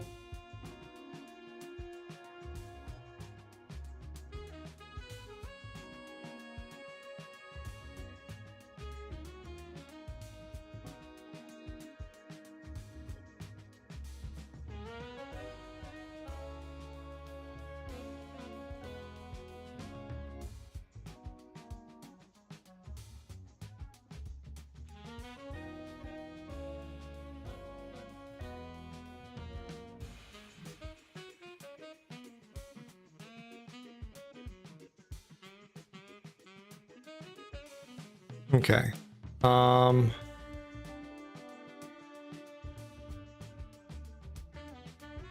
We already did the action sources / events. And through some of the actions, setting an announcement. You can set the active scene in OBS through through StreamerBot. So, some of the scenes I have in my OBS, I have enabled to where a mod can change the active scene in case I'm AFK or indisposed and they need some amount of control over my OBS. I do have that. Just double check the command because I haven't actually used it in a bit.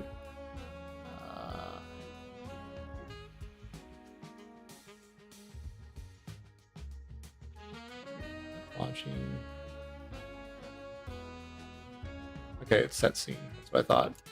So yeah, let's say I'm indisposed and Mira's modding, for example, and she needs to like I had to run into the front room. I left the game scene up, and she knows I'm going to be a while for whatever reason, right? I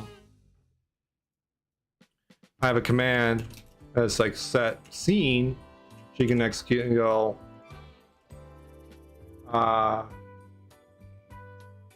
break, and my bot will set the scene, the break scene, automatically. Now it's permission just to mods for obvious reasons, but that's something I enabled my mods to do remotely through a command. That's something like Stream Elements wouldn't be able to support, and a lot of other like web-based bots couldn't do. That's one of the nice things, like to be able to do that. I can actually show how that works.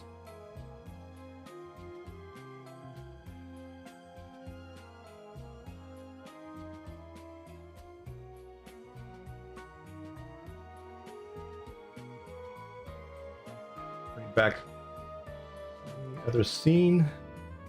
This is my main bot instance. It actually has a lot of crap in it. It's through a bit of C# code, but it's not too bad. Essentially takes the parameter, checks what scene it's in, like if it's a valid scene. It's not, tells the mod like, nah, it's not. But if it is, set the scene to it and have the bot respond. Not super complicated. We'll probably get into more nuanced stuff with the C# code, but just for high level stuff, that's all it does. And you can do a lot of that without code. Again, I just did it for my own sake because I'm familiar with C#. So that's an example of how StreamerBot can do things with OBS that are very useful.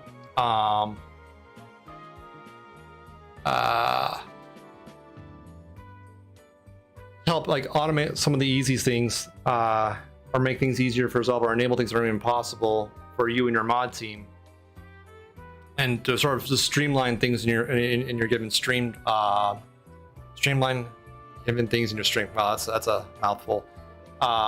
Make things in your stream easier just to do in the day-to-day stuff.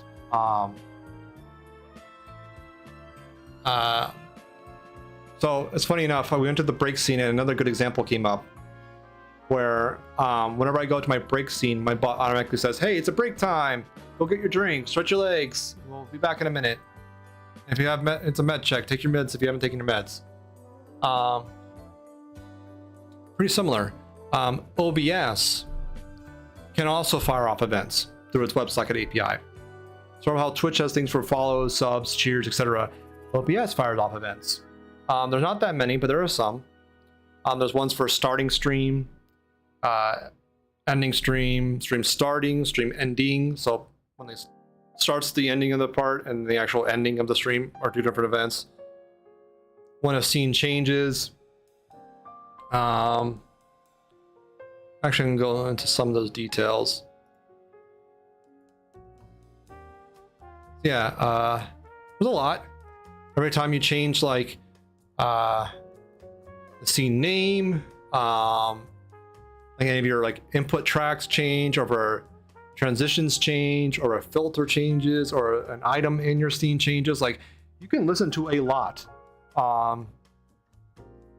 in OBS.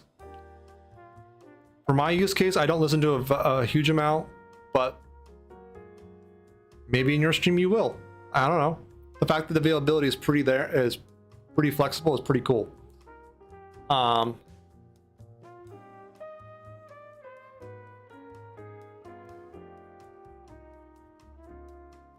WebSockets on OBS is insanely powerful, and it's just getting started with the new 5.0 version. Let's see. There's even stuff for like studio mode. If you want to automate things off of you going in and out of studio mode or changing things in studio mode, you can through your bot. But going back to my earlier point, when the scene changes, you can do things with that. I'm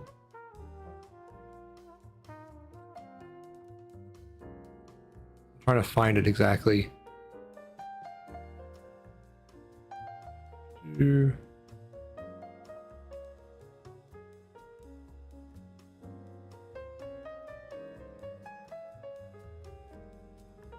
What is it?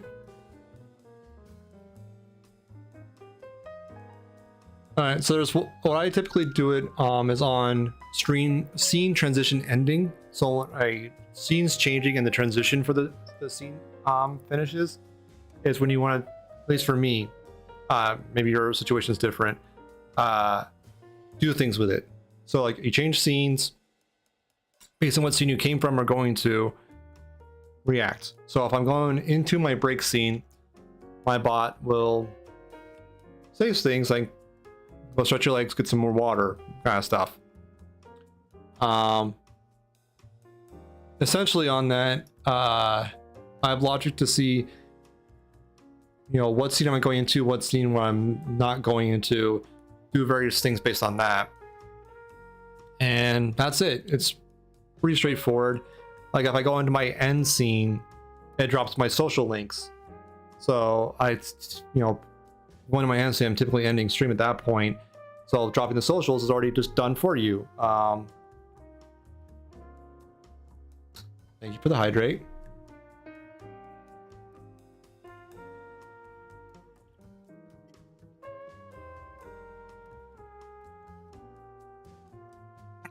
And my voice is probably getting a little hoarse at this point. So yeah, changing a scene fires off an event in OBS that StreamerBot can listen to, and when the transition of changing scene finishes, you can do logic upon that for just making your life easier, or making your stream a little bit more interactive and a little more rich in that sense, to where You go to a break, tell your reviewers, hey, we're on a break. Go to get some water. If you're going to the end scene, hey, we're wrapping up. Here's my socials. That's, you know, a pretty common use case I've seen in a lot of other streams, and then this is how I, using this infrastructure, have automated it.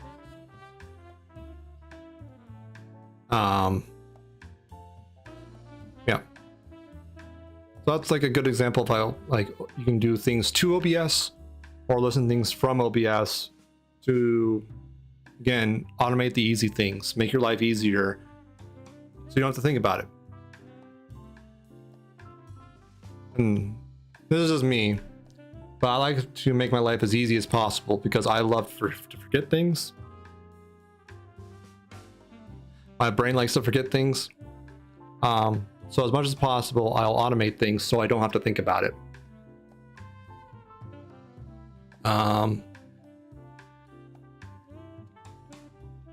Yeah, so that's a good example of some OBS interaction. There is tons more you can do of changing scenes, changing things in scenes, and more events you can listen to. You saw the list of events you can listen to.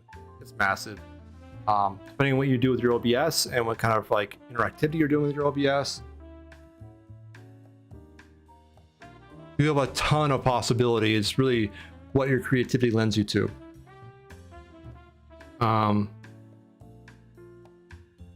Which is a lot. Like, you can do a lot with that.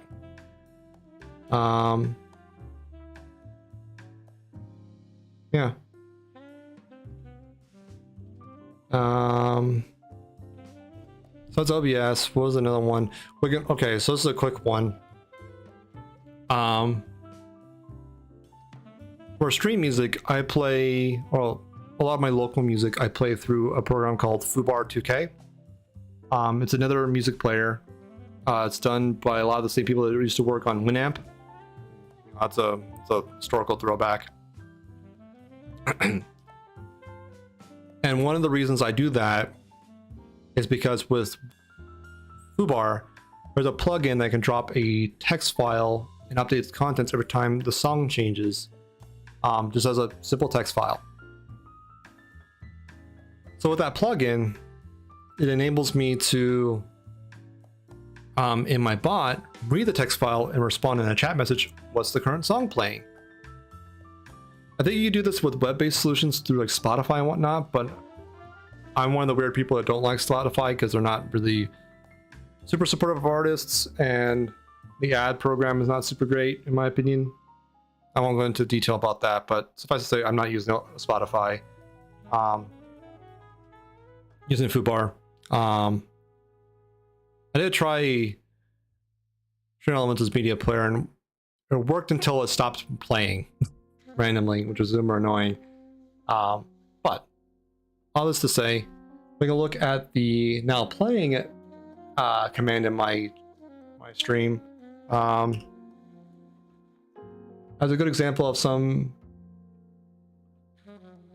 some file IO stuff. So if you do exclamation song, it'll tell you what this current song is playing. And when you do that, it goes into this action of exclamation song. Also, like exclamation current song, all are alias to the same action. The first sub action is read the now playing text file. That's it. It reads it into memory for you. You don't do any file IO stuff. It's all handled for you. There's a good case of an if-else block you can do with StreamerBot. You can evaluate a variable to a value and do things with that. So if line 0 of the file, so the first line, is paused, meaning that the player is paused, and saying, okay, don't do anything and exit my action, which is the break part of it. Run immediately and break. If that's not true, it continues on and send into chat line 0, which is the 0 based array, which means 0 is the first element.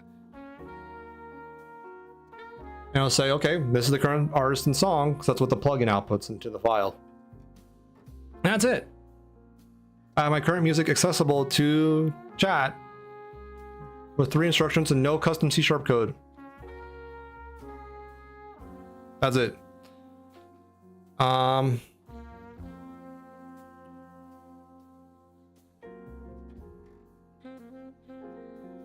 Yeah. Oh, say it again, Dexter. Omelette de fromage. Ah.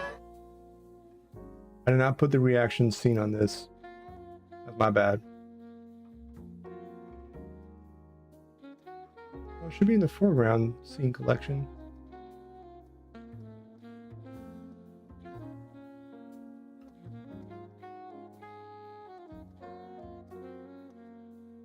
Okay. Thank you, Mari.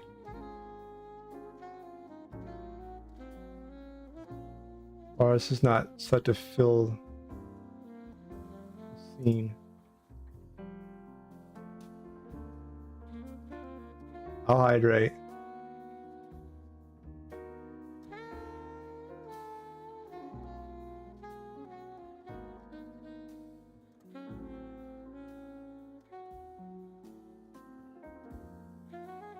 Yeah, I think it was a zeros. Why did sized. Dracula lie in the wrong coffin? He made a grave mistake.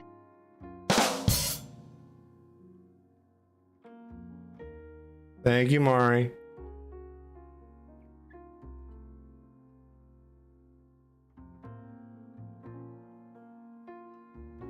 My posture is good. I appreciate it though.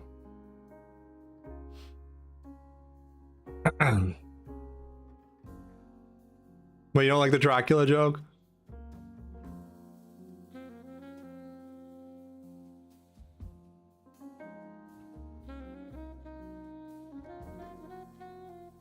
So, anyways, you love it. I'm glad. That was a decent example, I think, of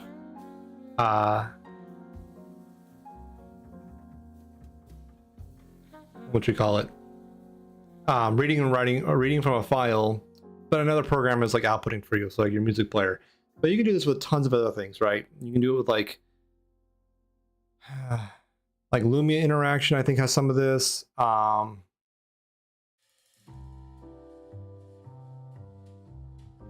You can do this with like some stuff coming out of OBS, like any program that writes to a file of given stats or whatnot. You can import into StreamerBot and do decisions with it, which is kind of cool.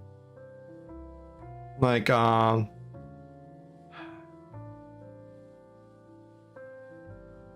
okay, here's a good one. For example, let's say you wanted to do the latest sub of your channel, not through Stream Elements for whatever reason.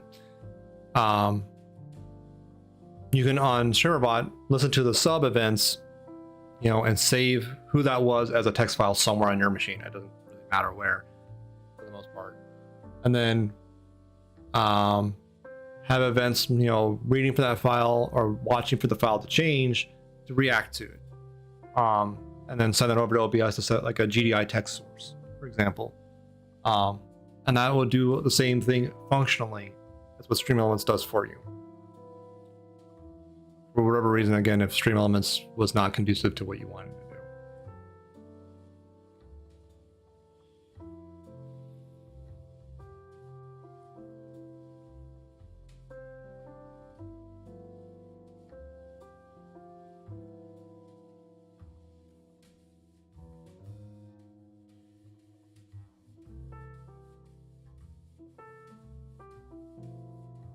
Yeah. Trying to think.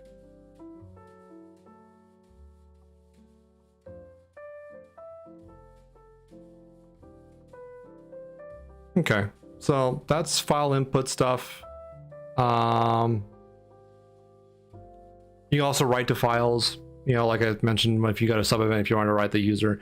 There's also the sub action of running an ad. I'm not going to do that right now because ads, but you can do that. That is how I have like the channel point redeem of running an ad. Does it? I do it automatically through StreamerBot and runs the ad through that. And also like sends a message to chat saying an ad's coming, waits a little bit, then actually runs the ad. So if someone needs to tab away and skip the ads, they have a few seconds of warning.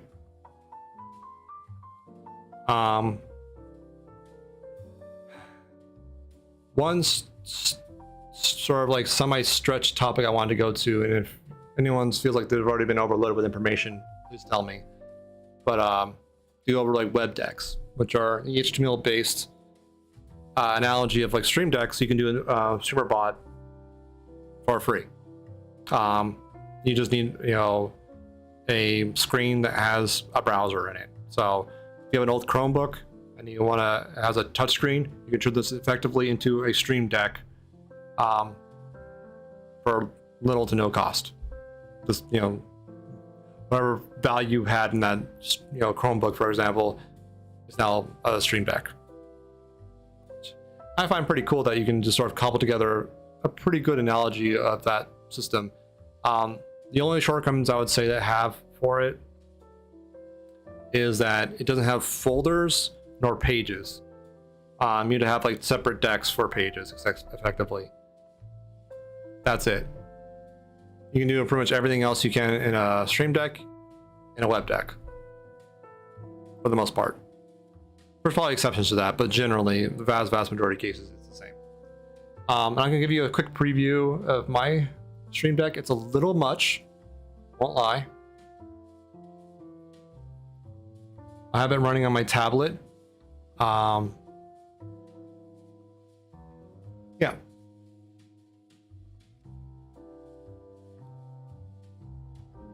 That's what I have running on my tablet in front of me all the time. So like here's like some scene change buttons. I have bound to actions. That's all they do is change the scene. There are sound effects for fun stuff.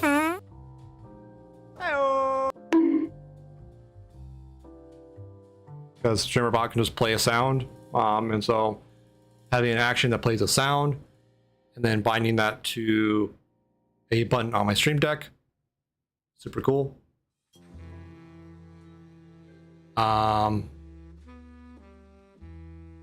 What else? Well, like a lot of my commands and point redeems, I also have buttons just in case. So if I want to tell a dad joke or whatever. My wife is on a tropical fruit diet. The house is full of stuff. It is enough to make a mango crazy.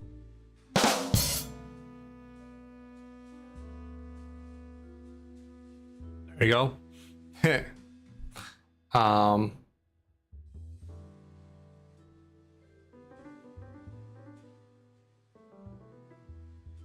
The empty space in the middle is just more space to add more buttons. I haven't not filled it out entirely yet. There's I filled it out going to the edge in certain like groupings that made sense in my mind. If like this is just like the screen you can use for what's running on a touch screen. This is the editor for it. So you can see these are just empty buttons that are not bound to anything yet.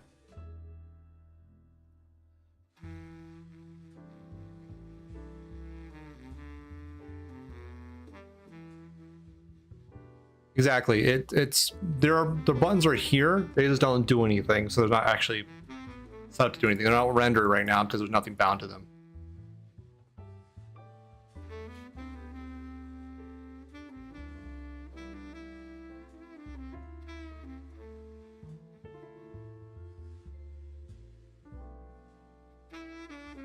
Why did it just say finished?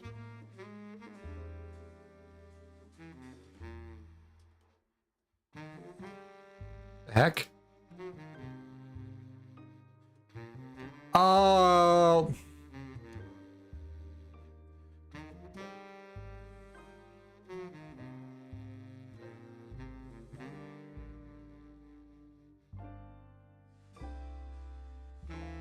I bounded the first word. So that was the first time you said something in chat and it fired off the event for waiting for 10 minutes and then saying finished. So I may have answered the other person's question on that. I probably should disable it because that's going to be weird. Platforms, Twitch, and clear that. Cool. So you can always unbind an action to a given event by just clearing it in a given setting. Yeah, this is a web deck. Any action you have can be bound to it.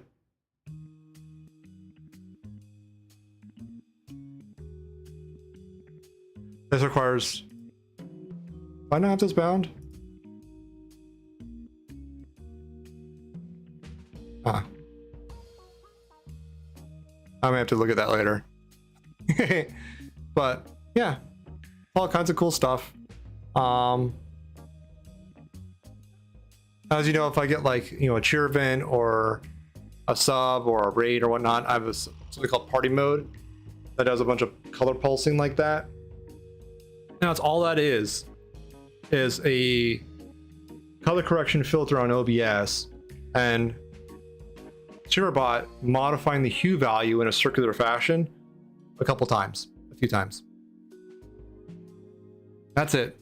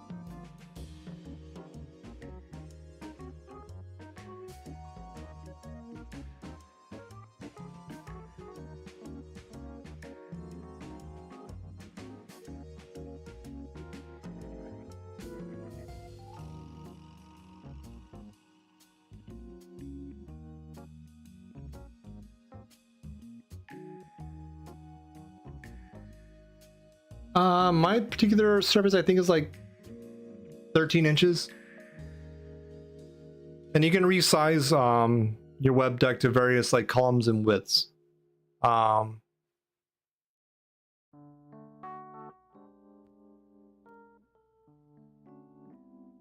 10 rows. Yeah, you can go down to I think like 4 or 6 in your deck. Yeah, mine's 10 by 10, but you can go all the way up to 16 or down to 1. So you have a deck of 1 button for both rows and columns, I think. Scaling. Yeah, you can change it. You can change like how it scales in your viewport. You can do different color schemes or how much padding and grip between them. This is sort of connecting locally to my own bot, but you do a bunch of things. What's kind of cool, the security, you can make a deck public or give certain Discord users access as long as they've logged into the StreamerBot website. So this goes back to, I think, Beard's question earlier, where you can make a deck for your mods and share it to them directly in a private way, as long as their Discord account's linked to that. The web deck authentication is all running through Discord tokens. If you pull up this, one of the integrations is StreamerBot website, and you need to connect to the StreamerBot website.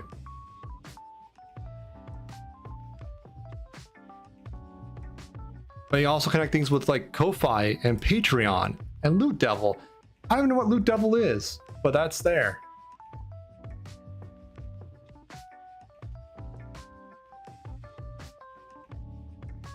It's kind of crazy how much integration Nate is thrown into this thing in such a short period of time. Like this bot, I think is like a year or two old. It hasn't been around that long.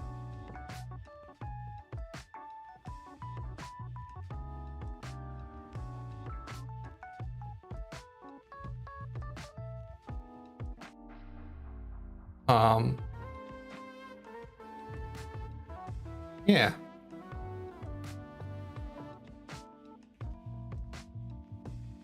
It depends on your tablet. It depends on how much like you want in front of you and whatnot. Because admittedly, I don't use much of my stream deck, my web deck, in a lot of streams. Because a lot of it's already done through commands or automated one way or another, or their channel point redemptions, or come up from other events like cheering or subs or whatever. A lot of them I use for testing, like the FOAS one is being broken out to look into that after stream. But it's a handy way for me to test things, just in the day-to-day sense kind of thing. But it's whatever you want to do to it. All it is that it's a touch responsive button on a website that you can bind to a given action in StreamerBot and do whatever you want with it. But 10x10 is totally optional. I think it defaults to 8x8.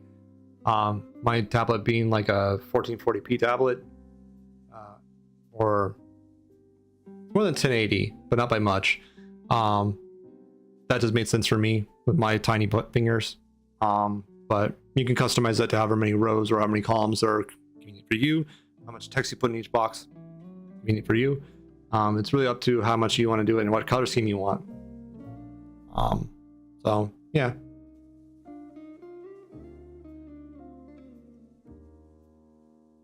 And I prefer to have like a lot of extra space to grow into than try and fit things perfectly at my current level. No, that's just me though.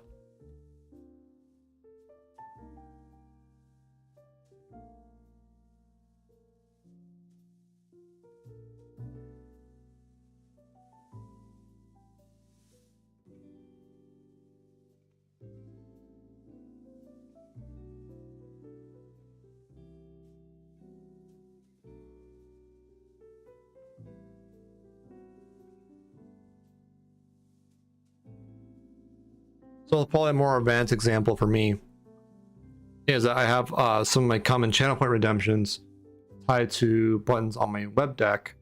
So let's say I get a hydrate redeem that comes in. I have a button for accepting or refunding the points on that. There's a bit more nuance to that behind the scenes that we can go into in another stream. But essentially the bot listens for channel point redeems. It does a lot of things, but for those kinds, it just says, oh, so-and-so asked for a hydrate redeem. You press this button, I'll accept that and consume the points or refund the points if the other button's pressed. But, you know, again, in another time, we can go into more detail on that, because I found that being super cool, that my bot can do that too. The deck can change depending on the situation. What do you mean by situation? Like you can configure it to a lot of things, but it won't change by itself, if that's what you're asking. Beyond like viewport fitting.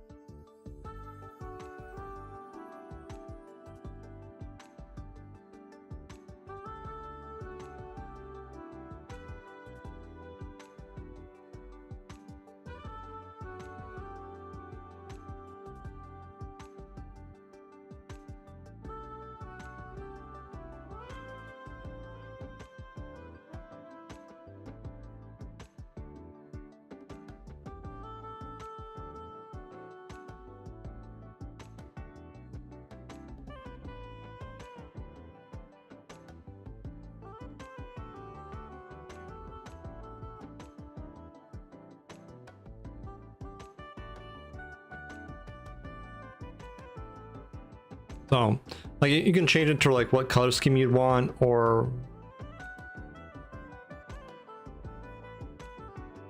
no, it won't. Like, the Stream Deck won't change on the UI side of things that I can think of in reaction to an event like that. No, the web deck won't change dynamically based on events like that. It's a user interface for invoking actions, not reacting to other actions. Now, that being said, you could have things set up to where, hey Ducky, how you doing? Let's say you have a button on your web deck that says celebrate, and you want your bot. Fromage. Nailed it, Ducky. You have your bot, your web decks have a button that says celebrate, and you want your bot to celebrate in reaction to a recent event. Okay. And on your bot side, you have things like global variables or whatnot stored, saying what's the most recent event that happened, like if someone donated or someone subbed. You save that, and then when you press the button for celebrate, it reads that information either from a file or from the variable and does different things based on the information. So the deck itself didn't change, but how your bot reacted to the input does. So let's say, for example, you have that celebrate situation, and if you had a donation as your last event that happened in your stream, when you press celebrate, you want dollar bills to fall from the top of your stream. But if you have a sub, you want maybe like a different video to play on your OBS, for example. When the donation happens, you write to a file, or you write to a variable, latest event donation, or if you have a sub, latest event subscription. And you press the button, it reads that source of information either from the file or the variable, and if it was the donation, you turn on the source that does the dollar bills falling. If it was a subscription, you do the video playback in your OBS. Yeah, I think most streams that have stream elements have that on by default.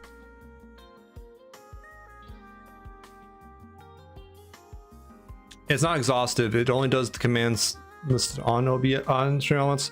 I try to overlap a good chunk of them with the ones in StreamerBot just for convenience sake, but it's not exhaustive. It's a good chunk of them though.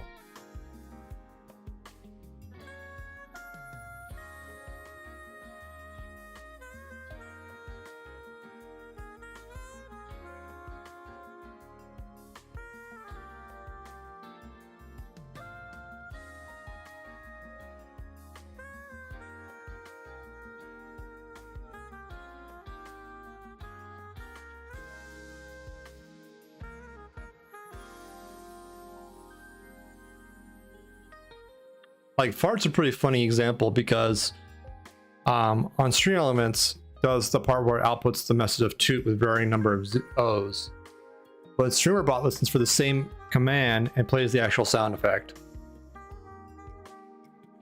But that sound effect it's playing is actually a random selection amongst the folder. That's a nice little feature in StreamerBot that I'm partial to, is that you can point the sound playback to a folder and it'll play a random sound from said folder.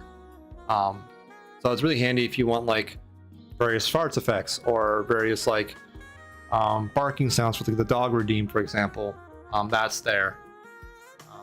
So if I press doggo,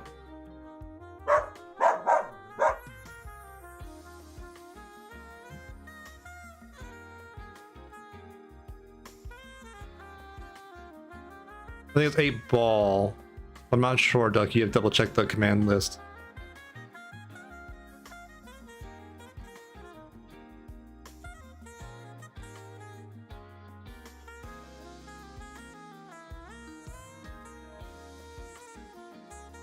There you go. So the 8 ball said. That's just like, that's built into Stream Elements. It's like a nice little module they have. If you actually address the bot directly, Ducky, it will try and talk back to you based on a chat bot. Assuming I haven't bit my quota this month, which I don't think I have, but I might complain once I do. What else?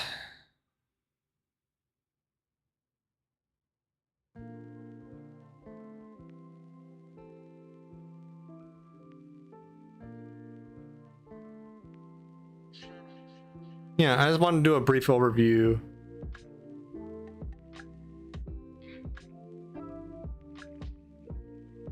of like web decks and what they can do.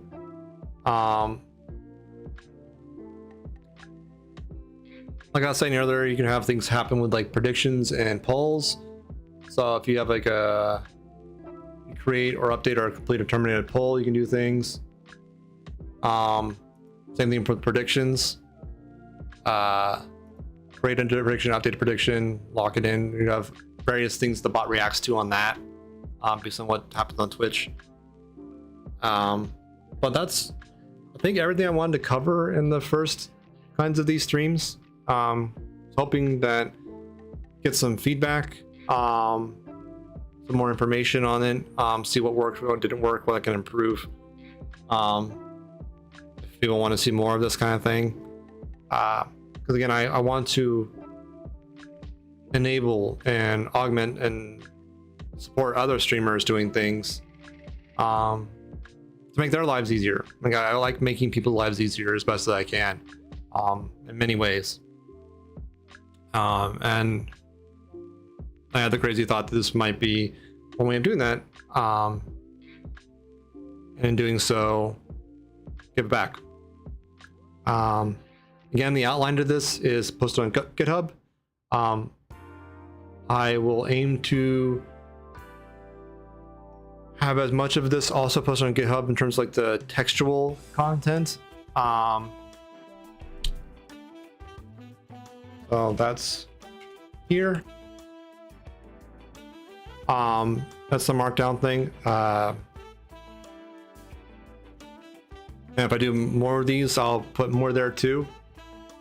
Just so there's a good reference point for people that will be as is at the time of the creation of it, and if there's updates warranting, I might do that. I don't know.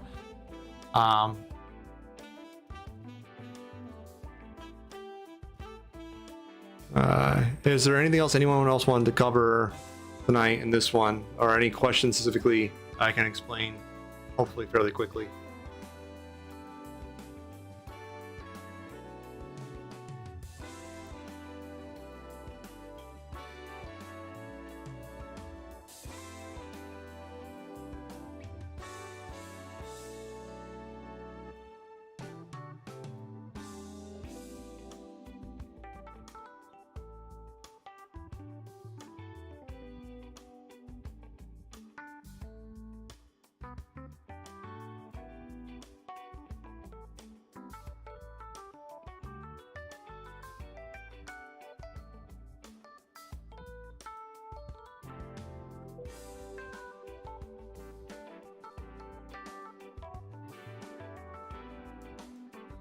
Wait, what is this? That's like a Lollop. oh, I forgot I made that. Thought it was funny, so I threw in the stream elements. I should probably disable that. That's funny.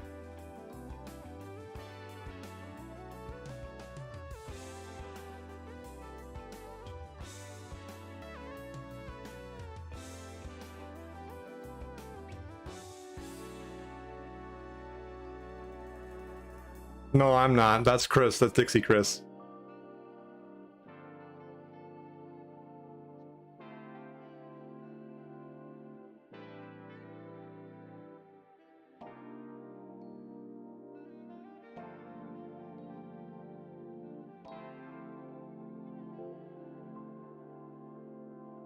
That is also Chris. He is a jar of mayo loving person. Mayo is delicious. Glorious substance. It's the best condiment.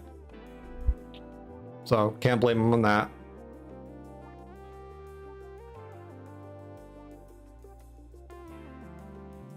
But yeah. Any like questions specific to like StreamerBot, in terms of like how it works with streams and automating things for streams, or and I can go into more detail on with it there within stuff I've covered again in this sort of like syllabus kind of thing.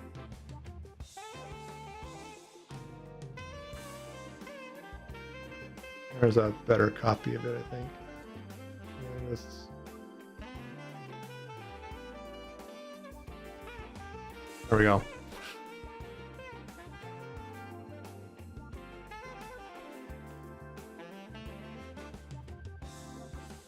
This is how it's rendered on GitHub. This is the actual raw source of it. This is like sort of like small character keys for formatting. That's all. If anyone's curious what Markdown is, it's just an easy text way of making documents that are software engineer friendly. So I'm not a technical writer, nor will I ever be, probably.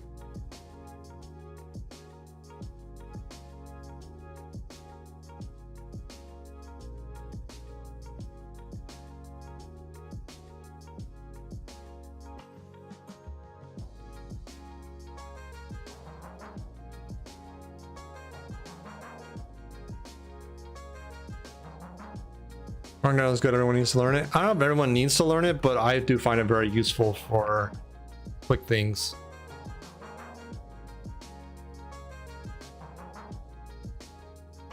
What is this command here that says ... I don't understand the question, Dougie. Nuke user. That's a editor, moderator, or higher command for nuking all the user's messages in a given stream if they're being really disruptive, let's say. But for some reason you wouldn't want to ban them or time them out. I don't know what that situation is, but it's just a tool that I've given my mods just in case. I think it's just mod or higher, not just editor mod. Anyways, it's a tool I've given my mods just in case that they so a feat that a timeout or ban's not the right action, that they need to just delete all their messages, but leave them untimed out. It's there.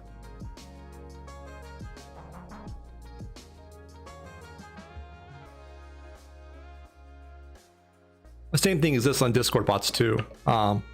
Again, I'm not sure what situations I can think of. No, Nuke doesn't time them out. It just deletes messages. Timeout also deletes messages, but also prevents the user from chatting for a given amount of time, depending on what the mod thinks is appropriate.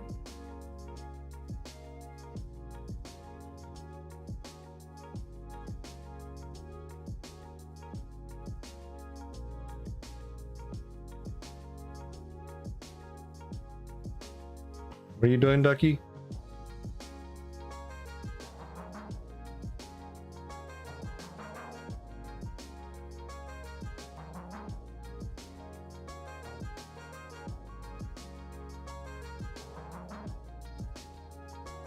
Oh yeah, okay. Goodbye. That's a timeout.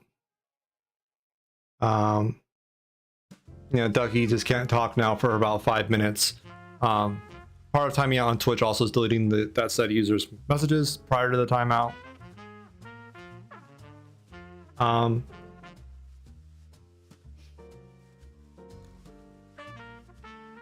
The redeem and all the workflow on that is all done through StreamerBot, by the way. It first takes like, okay, am I DesertIce online? If it is, takes the points. If not, it refunds the points. Make sure like the person being timed out is not a mod or the broadcaster, because you can't time out the broadcaster. All that gets passed. It says, okay, this person's going to take a break in 10 seconds. Waits 10 seconds, times them out with the reason provided. And in doing so of being timed out, the bot also reacts with that goodbye sound effect. That's a Twitch event I do have populated for that. Yeah. So theoretically you could, if you're for whatever reason wanted to, you can visit my channel while I'm offline and time yourself out indefinite, like over and over and over and over again, because since I'm offline, it will refund your points automatically as long as my bot's off and whatnot.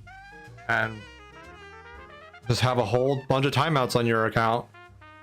Don't know why you don't want to do that, but you can. It's not even that many points, it's only 250. You can earn that in no time. Yeah, that's all done through StreamerBot. You can do timeouts through StreamerBot. That's how those actions are set up through channel point redeems. You can also time someone else out. It has some logic in there for if the either side of that transactions are mods. It does some fun stuff, but yeah, that's a frequent way how like Mari will time out Karos when he's in here being a brat. No, she's not a mod. She's a VIP though.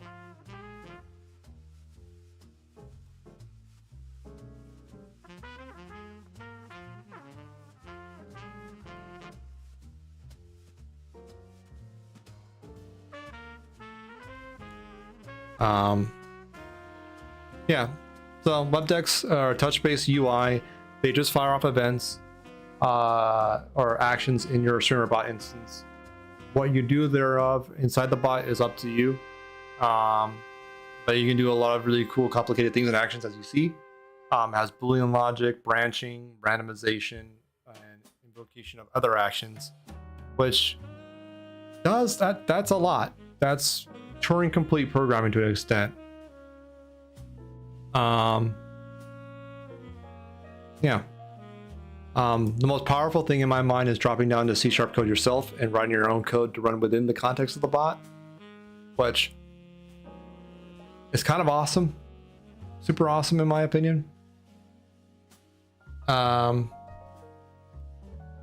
It's again one of the primary reasons why I got drawn to StreamerBot is that kind of flexibility and power. But yeah, a lot of other bots do something similar. I don't know of any other bots that allow you to drop to C# code to that nitty-gritty level.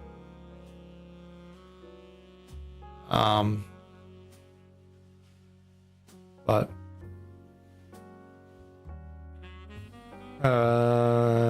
what else? Yeah, if any way you guys feel or thought about this, do join the Discord and leave feedback in the suggestions channel. I really would appreciate that. If you want to see more of this same kind of thing, say so in that channel or the general channel. If you want like a forums channel for questions and answering StreamerBot stuff, same thing, drop in the suggestions channel and I'll do that.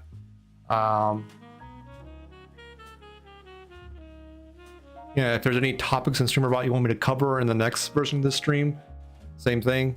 Like I am very much soliciting for more input on this. I don't have much teaching experience to a group of people. Every time I've taught, it's been on an individual mentorship kind of dynamic, and that's fine. Like it's a good way of teaching people things, especially complicated things. But it's not the same as teaching to a group over our broadcast system. So that part is new for me, and I want to make it as good as possible. And lastly, definitely check out the StreamerBot website.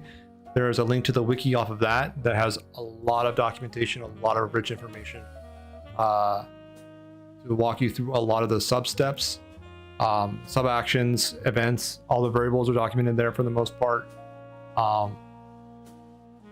And where that falls short, the StreamerBot web Discord is also up here. Discord.streamer.bot. Great resource, great group of people there. Help out with a lot of things. And yeah, hopefully one of you might be a streamer or a mod for a streamer will like this, find some things interesting, want to do some things with it. Do some cool things in your channel. That's what I really want to see, some cool things in channels. I like seeing cool things. And yeah, if there's no other points of conversation. I don't know what else to do tonight, but I want to leave a bit of time in the end just in case before finding someone to raid to.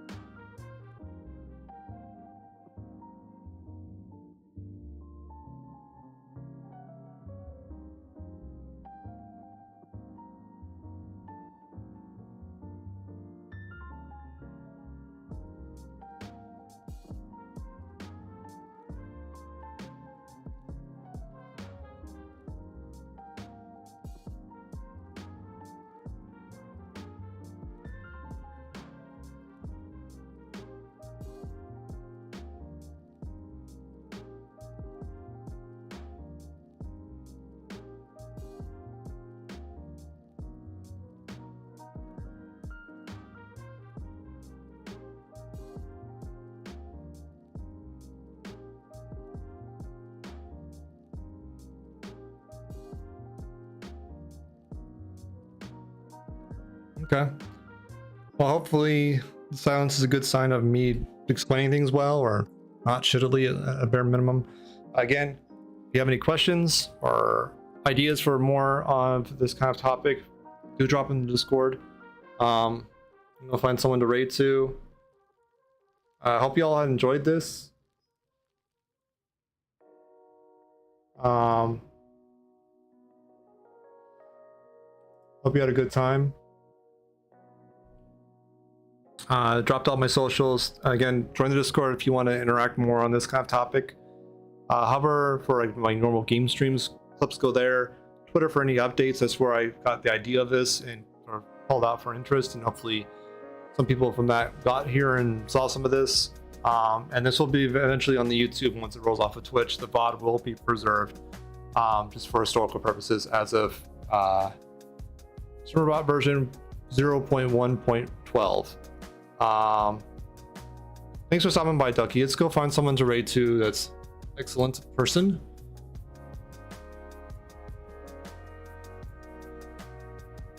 I'm thinking Dura.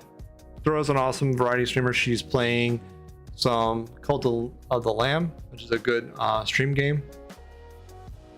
Yeah, I hope you had a good time, guys. Definitely follow me on the socials if you want to keep up with me and want to send feedback too. I always welcome that. Constructive criticism is always good. Thank you for stopping by, Brian.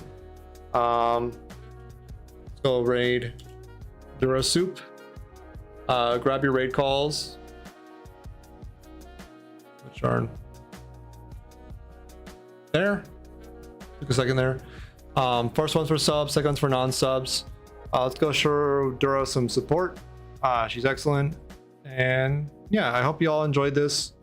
Hope you all have a great night, great afternoon, great weekend, great morning, whatever, great time zone. Take care of yourselves, take care of each other. Good luck. I'll see you soon. Bye.